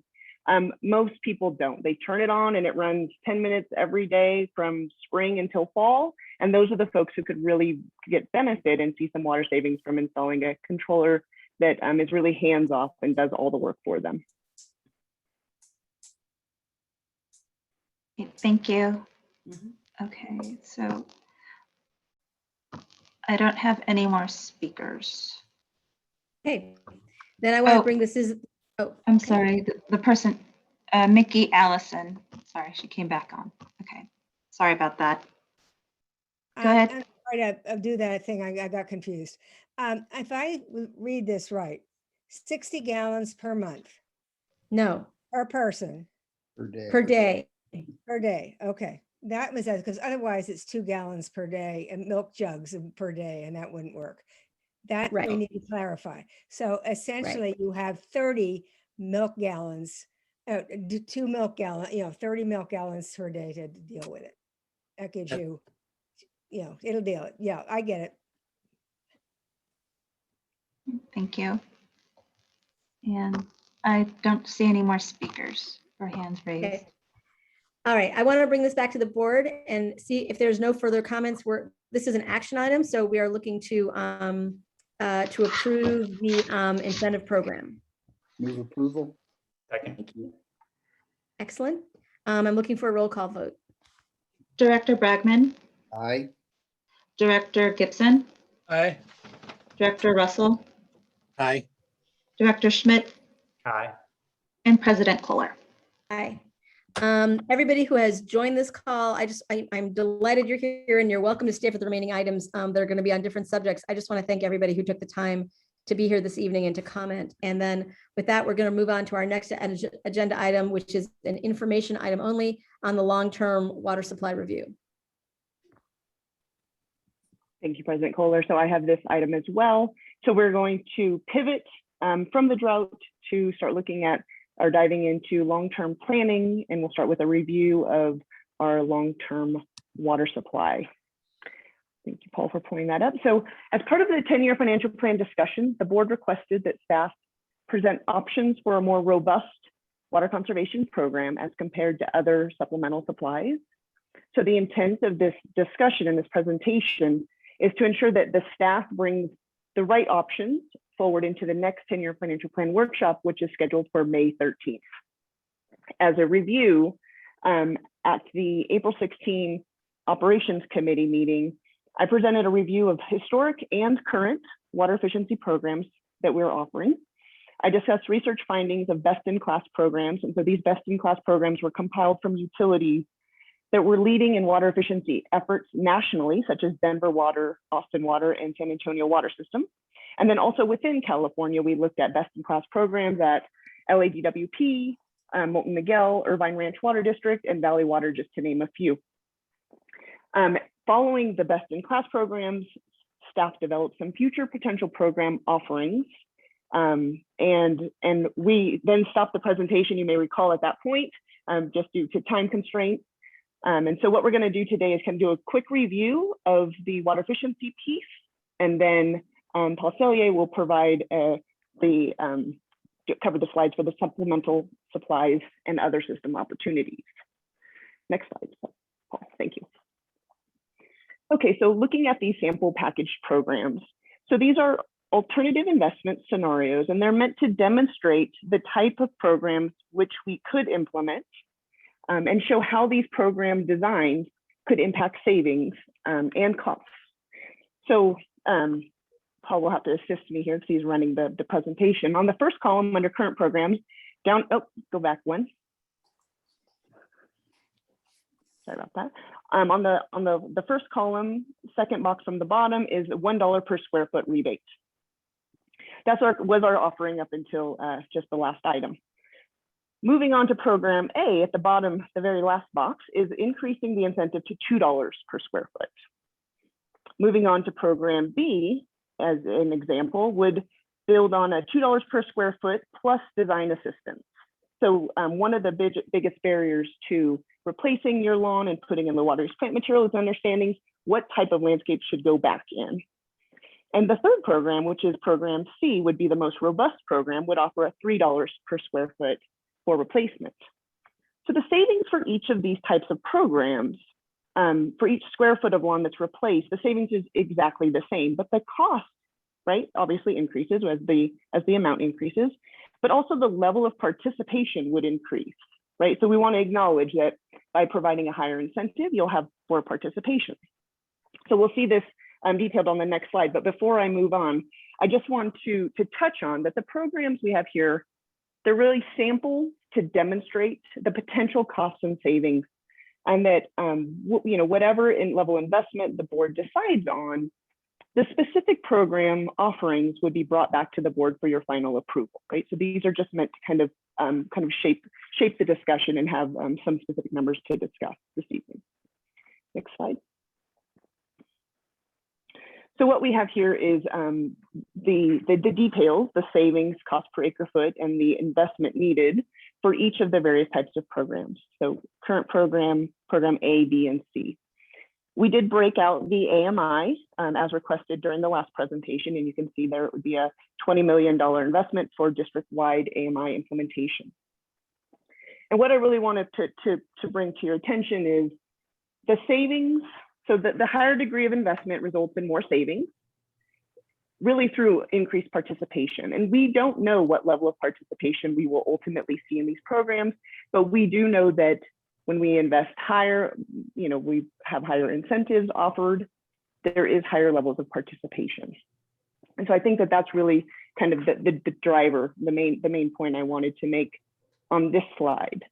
And so at this point, I'm thinking I would like to turn it over to Paul, because all of this information you've seen to this point is a review, and let Paul cover the water supply, the water supply items. And then we have a summary slide at the end that will kind of bring it all back together to answer questions. Does that work, President Kohler? Perfect. Thank you. Great. Sure. Great. Good evening, Paul Sellier, Operations Director. Thanks, Carrie. Really exciting programs to consider as we move forward. I'm going to talk a little bit about the supplemental, more traditional, maybe supplemental water supply type projects. The first of which the board has heard about, our rehabilitation of Castania pump station. As you know, and members of the public may know, we share a pipeline to the north with for Sonoma Water with North Marin Water District. And capacity in that pipeline can be constrained, particularly during high demand periods like the summer. So bringing this pump station, this Castania pump station back online will give us much greater operational flexibility during those months. Another option that we're looking at is regional groundwater conjunctive use. this is really, you can think about this in terms of, you've heard of it as groundwater banking, aquifer recharge. Basically, this is storing water in times of wet so that it can be used during dry times. And that obviously storing the water in underground reservoirs, if you like, as opposed to traditional surface water reservoirs. This program is being developed as part of a regional resiliency study that's being run by Sonoma Water and the retailers. And it's a little bit of a longer term program for us. Moving into recycled water, we have some sort of discrete recycled water projects to consider. Again, the board has seen many of these previously, with St. Quentin Circle Road as a smaller project example, and of course the Peacock Gap Golf Course extension. Of note with these recycled water projects, generally speaking, they're fairly capital intensive for relatively low volumes of water. But having said that, you know, if we were successful in obtaining grants, these types of projects would suddenly take a slightly different perspective for us. We have looked at a sort of wide scale expansion of recycled water throughout our service area. And there are 21 defined phases for the expansion, split roughly into two groups. Between the two of them, about $90 million worth of capital to invest for around 1,000 acre feet of water. So again, fairly capital intensive. As we move down this list, we come to water transfers as a supplemental supply option. And of note here, this is a very complex process that involves not only significant capital expenditures, but complex agreements. And associated with this is a level of uncertainty that today we really can only say that this is a concept for us. More than that, we need to do some homework before we can get into that any further. And then as a sort of a final project-based water supply, the district did engage in the early 2000s in a desalination pilot program. And so we do have some information on how desalination might work from the Bay, and presented here two options for consideration. One would be the MMWD locally owned and operated desalination plants of a couple different volumes shown here, 5 billion gallons a day to 10 million gallons, with a capital cost ranging from $125 to $175 million. Other options for desalination, there's a longstanding Bay Area regional desalination plant that's currently envisioned to be in eastern Contra Costa County and projected at 20 million gallons a day and 240 million in capital. This project really isn't being driven at the moment. It's sort of in a parked condition, I would say. It could be reimagined as perhaps a North Bay regional desalination plant if that was something that we thought would be interesting to bring other partners to the north into a desalination effort. But again, this is a very complex, very capital intensive project. There are some other system opportunities that we can look at, particularly in the area of leak detection. And bring technology to bear. We've talked a little bit this evening about some very neat technology, Retio and Flume devices, which I'm happy to say are ones on my phone tonight. And in terms of leak detection, right, there's satellite technology that's been used in oil pipelines to spot leaks, and they're trying to develop this for spotting leaks in water systems. There's, of course, acoustic technology where acoustic sensors can be deployed on hydrants throughout an area and allow you to triangulate and pinpoint leaks. Of course, we can increase our pipe replacement.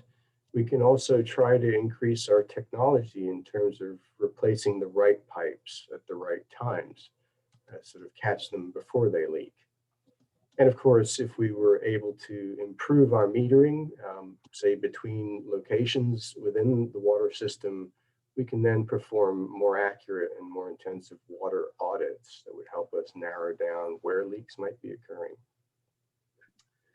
So this very neat slide developed by Lucy, I think, that shows cost per acre foot on the x-axis and potential yield of the project on the y-axis. And so where we would love to be really is with more projects in this upper left area where you see Castagna really is the only one that lands there in terms of yield and relatively low cost. Our water efficiency programs, you can see, are great in terms of cost, and right there is regional groundwater, though again, that's a little bit further off. As we look out to the recycled water projects, I mentioned they are capital intensive for the amount of water that they provide. However, if grants were available for these projects, you can see how they would shift back closer to, you know, our favorable water efficiency programs that we're pursuing. As we look up in the chart, we note water transfers and desalination are high cost, relatively high cost projects. And so that brings us to our next steps for our financial master plan, or excuse me, 10-year plan, which is what we're talking about tonight. Not to confuse water supply projects with all the incentives that we just went through in the prior presentation. But for our next steps, we'd like to bring back and integrate the water efficiency portfolio into the 10-year plan, and then conduct further analysis in our workshops. And that concludes the presentation this evening, and happy to entertain questions. Okay. Thank you. Again, very helpful, very clear. This is an information item, so let me bring this back to the board, and then we'll open up to public comment.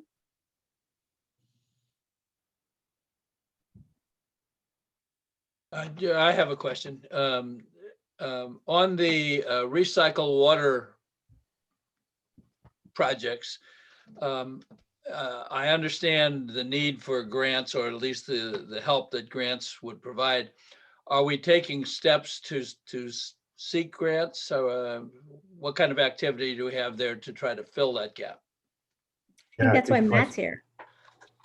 Sorry. I'm sorry. Yeah. Again? Yeah.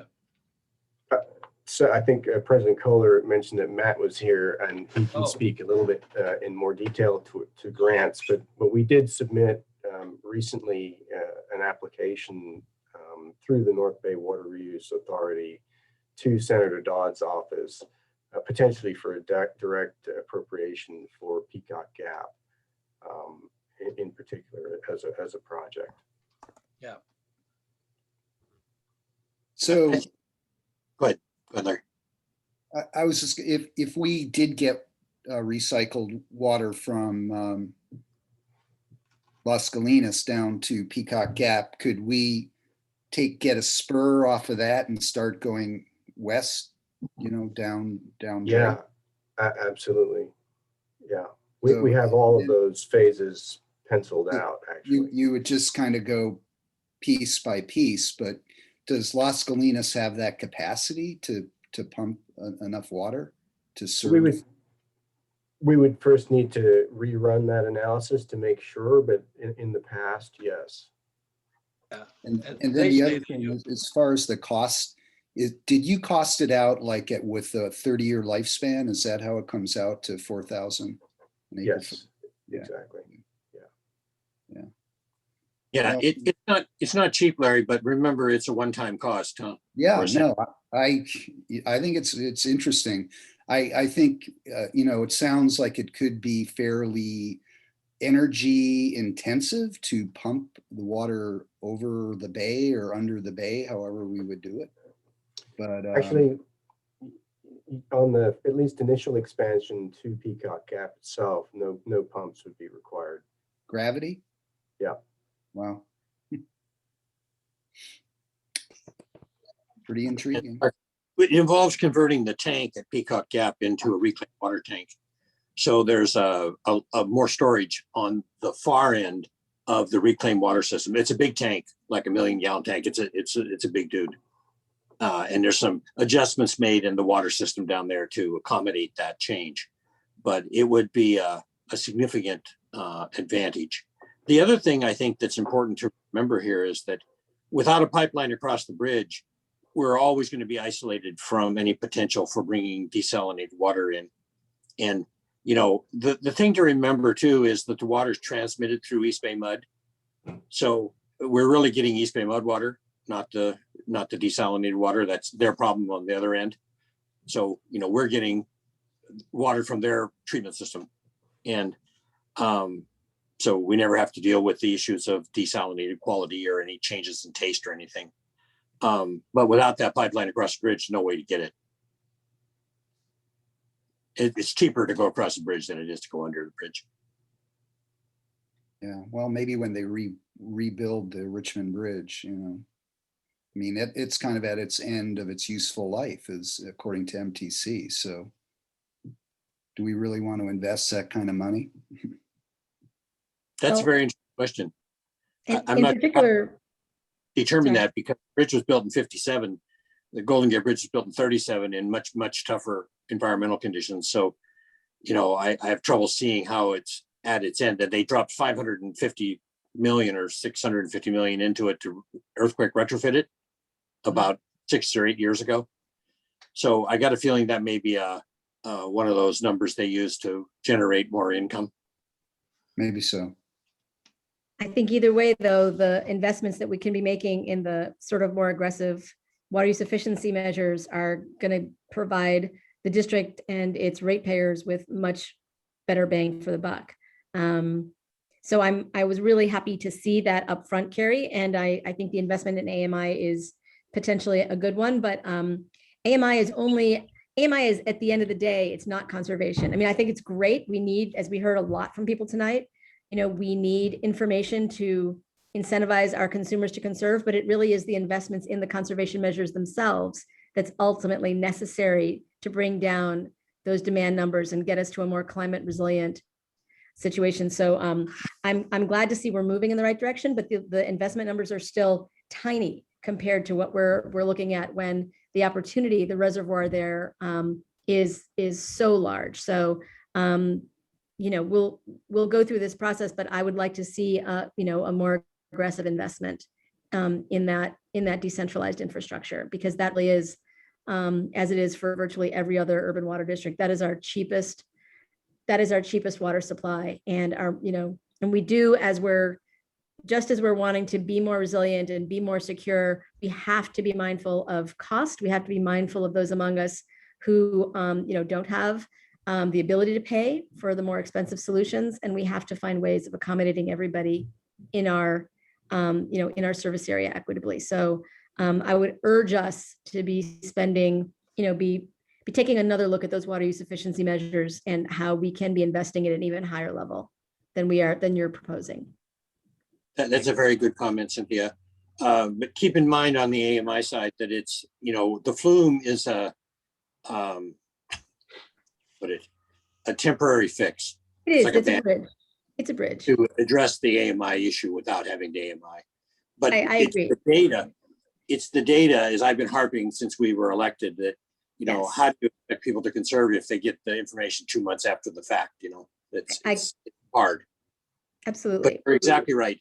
And you know, the other thing, I remember the Sierra Club asking me, and when we ran for election in 2004, about the hardening of demand. You know, that's one of the key factors in this whole thing is getting the demand down, getting the ability to achieve a lower demand. Right. And giving the tools to the folks to get there. Right. Demand hardening is something that comes up a lot, but we're so far from that it's just not a conversation that I think it's constructive to have right now. Yeah. I mean, I want to say two things about it. One, I think that it would be really interesting if there would be a way for us to track with people who do purchase the Flume device and how it does affect their behavior. Because, and I know that there's already been, I think, some data that I'm just going to make this up, and Carrie will correct me if I get it wrong, that like half the people find out they have a leak, you know, in their system. I think that kind of awareness, fixing problems that they didn't know about, awareness that then generates a change in behavior that can have a really substantial benefit. So it'd be great if we could, I think that kind of information can really underscore the power of information to change behavior. I also want to make note of the conjunctive use opportunities. The groundwater management is increasingly a really important strategy in California. I think it's garnered greater attention as a water management tool. And I'm encouraged to see us looking at how we can partner up north. I do assume though that a conjunctive use program would have the challenges of transmission still, that maybe the Castagna pump station would help address. I don't know, Paul, if you can, in order to take advantage of something like a conjunctive use program, would we have to alter our infrastructure? Is that included in the estimates? It's an interesting question. I think during dry times, right, there'll be less demand generally in the aqueducts. And so I don't think capacity would be a constraint. If it were, clearly the Castagna pump station does provide that additional flow, or would provide that additional flow. Helpful. Thank you. Okay, with that, do we have any public comments on this item, being mindful that it is almost 10? Yeah, we have 2 speakers. Oh, 4. Okay. Oh, 3. Okay, sorry. Frank Edger and David Smith. Frank? Go ahead, sir. Unmute. Thank you very much. Frank Edger, Fairfax.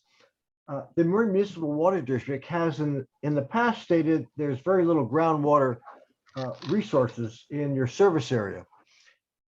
I know of a number of wells in the Fairfax area. The Ross Valley School District has a major well on Fairfax Creek. And we've seen our local creeks dewater by late afternoon from some of the well pumping that takes place along Fairfax and San Anselmo Creeks. And I'm recommending that the district just inventory the number of wells in our service area. By doing that, we'll be able to really understand just what the resources is here in the Ross Valley, for instance. And it's between the cities, the towns, and the county, you should be able to get some very specific figures about the number of wells and their pumping capacity and their storage capacity. And I think it would be advantageous for the district to know just what our groundwater resources are in the service area. Thank you very much. That's a very interesting comment, Frank. Every house with a pump, with a well, should have a backflow device. So we should be able to cross-link the backflow devices to those guys.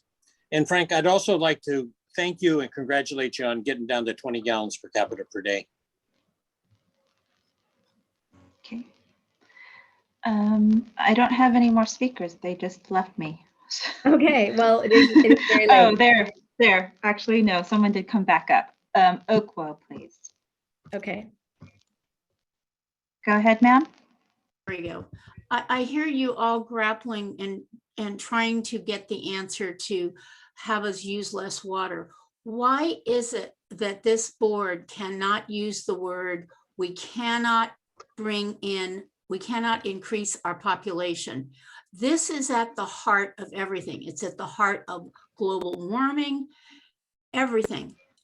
My question is this: what legal standing does the Marin Municipal Water District have to tell the state, no, we can't build all those houses and apartments that you want us to put in? Because you guys know better than I of every bill that's passed in the last 6 years to increase housing, specifically in Marin County. It's all over the state, but here they want to put accessory units on single family houses. They want to do away with single family zoning. They want to put the pack and stack plans of apartments.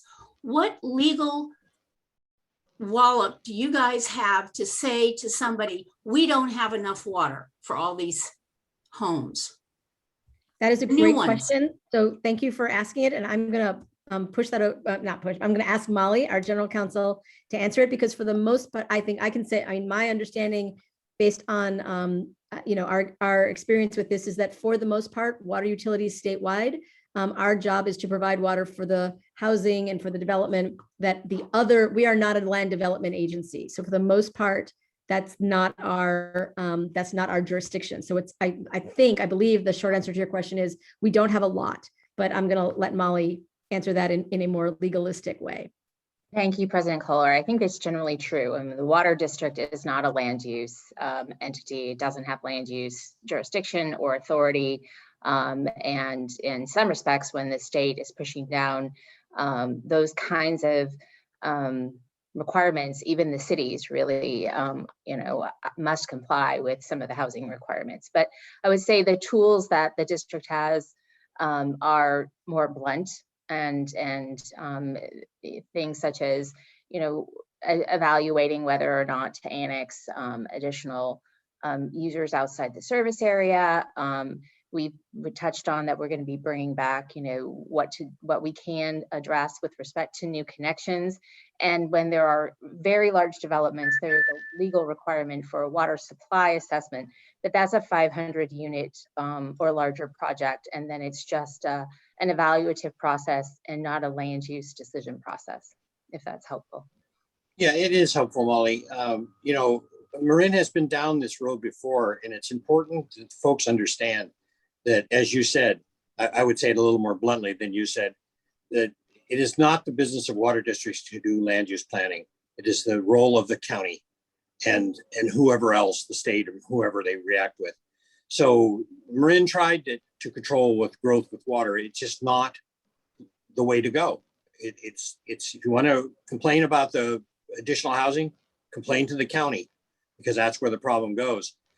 We are discussing alternatives on how to deal with this. When George Lucas wanted to expand in Grady Ranch, to expand his movie production capability, Lucas was approached and agreed to an offset to produce a zero impact on water by providing funds for expanding the reclaimed water system, so that the facility would have no impact whatsoever on the net demand of the water district to supply his 30 acre feet that he was looking for Grady Ranch. So there are ways of dealing with the issue. And I think offsets are a very strong one to say, look, you know, you need to consider how to get around this problem. And here's how it is. Buy in and make an investment in their housing that says we'll come in with zero impact on the total water demand. Okay, I don't have any more speakers. Molly, won't the municipalities eventually have the right to go through CEQA on some of these housing requirements? And if they do go through CEQA, you know, a water supply assessment is going to be central to that analysis. So we may not make that planning decision, but we're kind of going to be sitting on the hot seat as far as that analysis is concerned.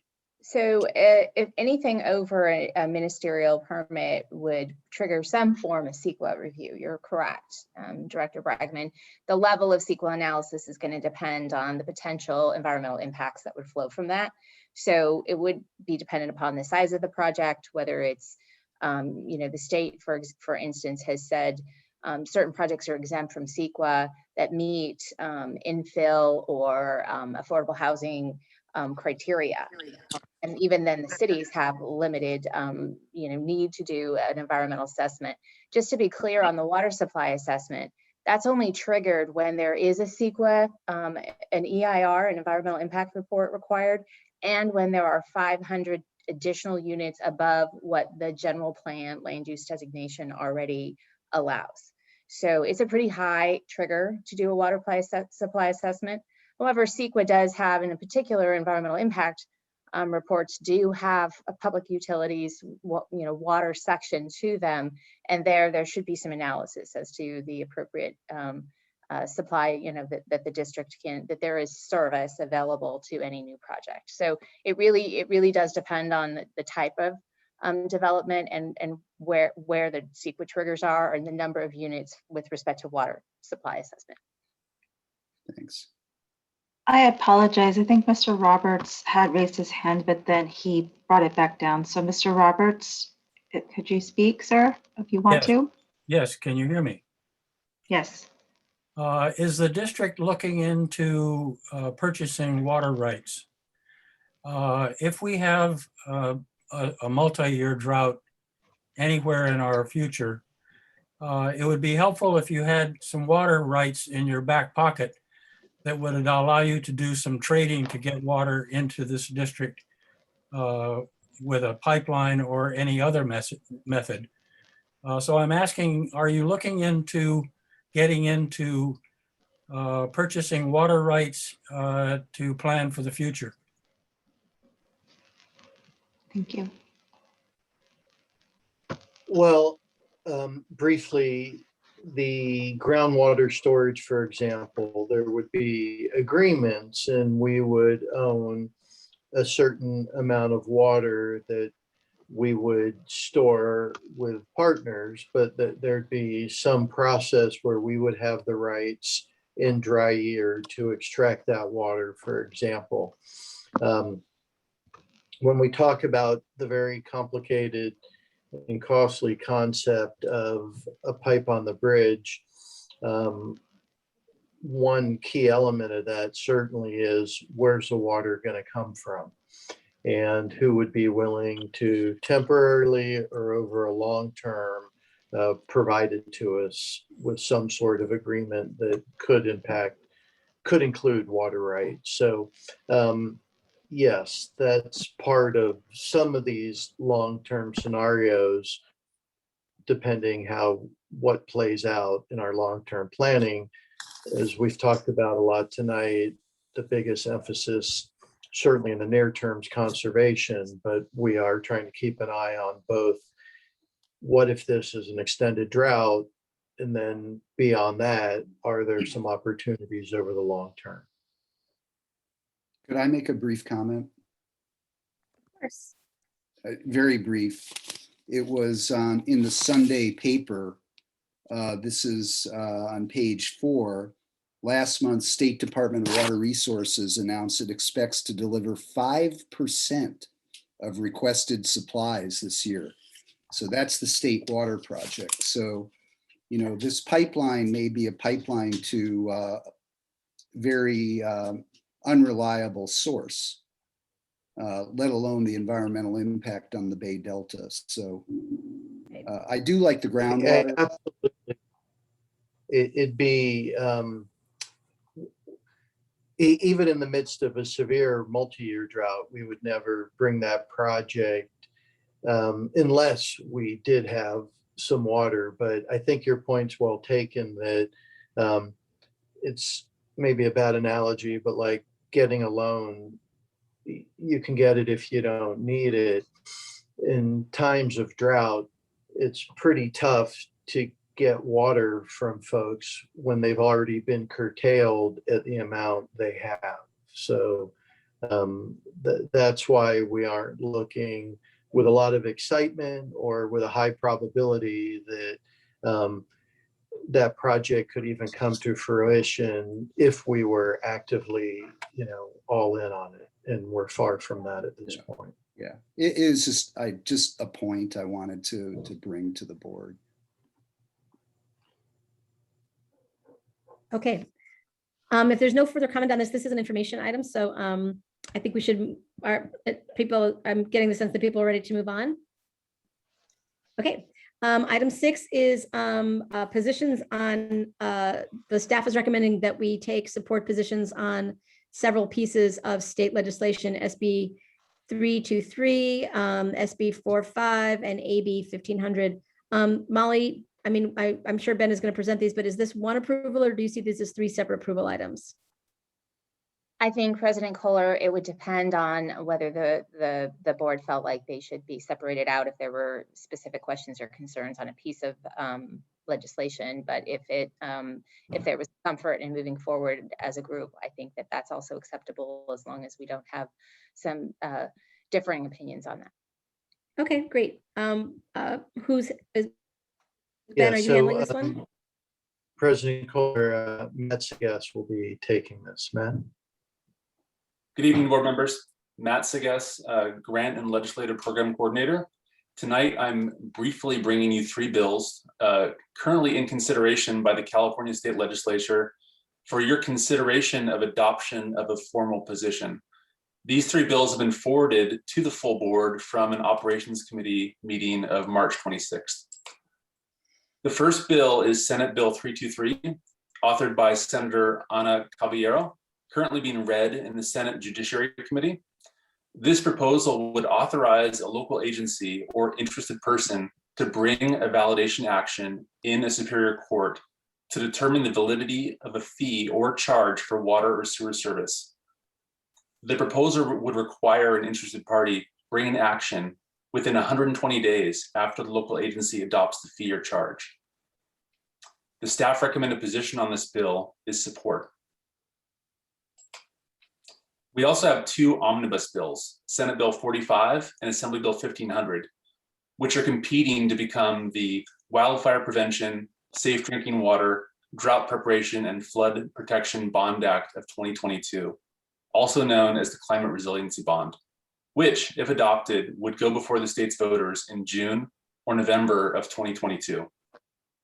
Both bills would provide significant funding for water resources and for parks funding, in particular wildlife, fisheries, and recreation. These bills are still in committee in their respective chambers at this time. As we saw with Prop 68 and Prop 1, they'll likely be merged, creating one park and water bond. The staff recommended position is to support both of these bills. The staff recommended board action adopt positions on SB 323, support, SB 45, support, and AB 1500, support. Okay. Board comment on these items. I have a question about the validation action that Molly, does that mean that we can bring the action and sort of trump challenges? The validation process does allow the public agency to actually bring a validation action. It's not a, it's not a requirement, but sometimes it is done when there's an interest in certainty.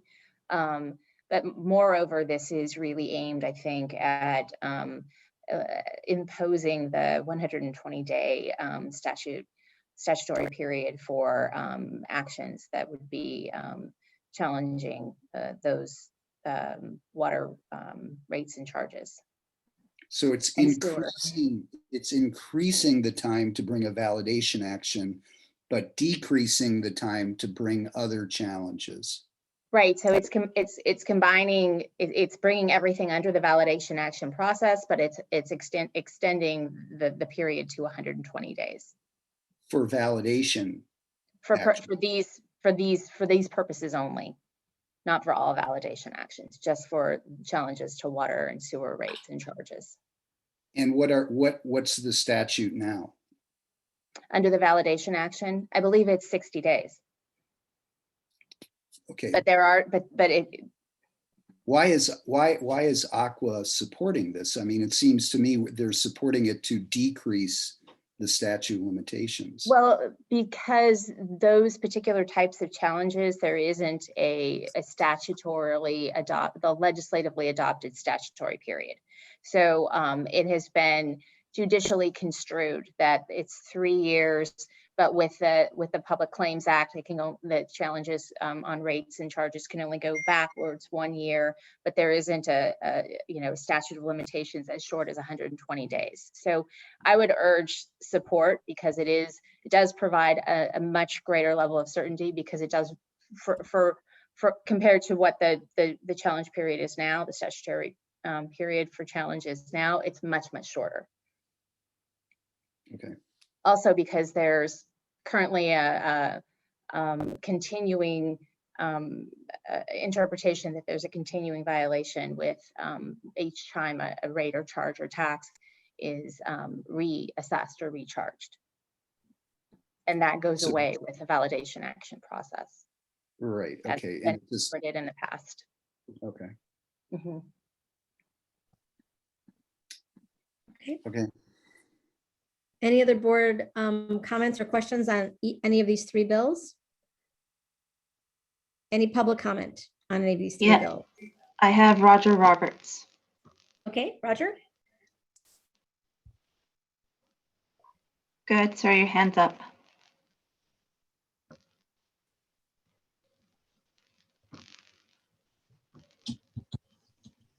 Go ahead, Mr. Roberts. Okay, well, I guess not. Okay, we'll go ahead, and I don't have any more speakers. Okay. If there's not any other public, sorry, I'm getting very tired. It's very late. Board comment on this. Do I have a motion to adopt all three of these, or do we need to do them separately? Move approval. Now I'm looking for a second. Second. Okay, let's have a roll call. Director Bragman, Aye. Director Gibson, Aye. Director Russell, Aye. Director Schmidt, Aye. President Kohler. Aye. Okay, we're getting there, guys. We're down to item 7, authorizing the general manager to recruit and hire an engineering technician. Good evening, board members. Mike Bond, Director of Engineering. We have an engineering technician position in our department that will become vacant next month upon the retirement of the incumbent who's been with the district for 33 years. This particular position is the primary point of contact for district customers who are interested in connecting to the district's water system or making changes to their existing water service connection or meter. This position also runs the engineering customer service counter. The position is included in the budget and will not increase the number of FTEs in the engineering division. And so tonight we're requesting that the board authorize the general manager to recruit and fill the vacant engineering technician position. Thank you. Thanks, Mike. Sorry you had to hang out so long for that. Any board comment on this item? Okay, any public comment on this item? No, we don't have any. All right, Mike. I'm looking for a motion. Move approval. Mike, who is it? Is that an appropriate question to ask? Sure, it's Anna Arena, and if you've ever visited our department, she's the person that sits right up front on the permit counter. Okay. It's a longtime employee. Yes. Yeah. She'll be missed. Yeah. Second. All right, we need a roll call. Director Bragman, Aye. Director Gibson, Aye. Director Russell, Aye. Director Schmidt.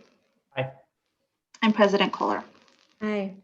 So that is it. Just future agenda items. Is there anything in particular, Terry?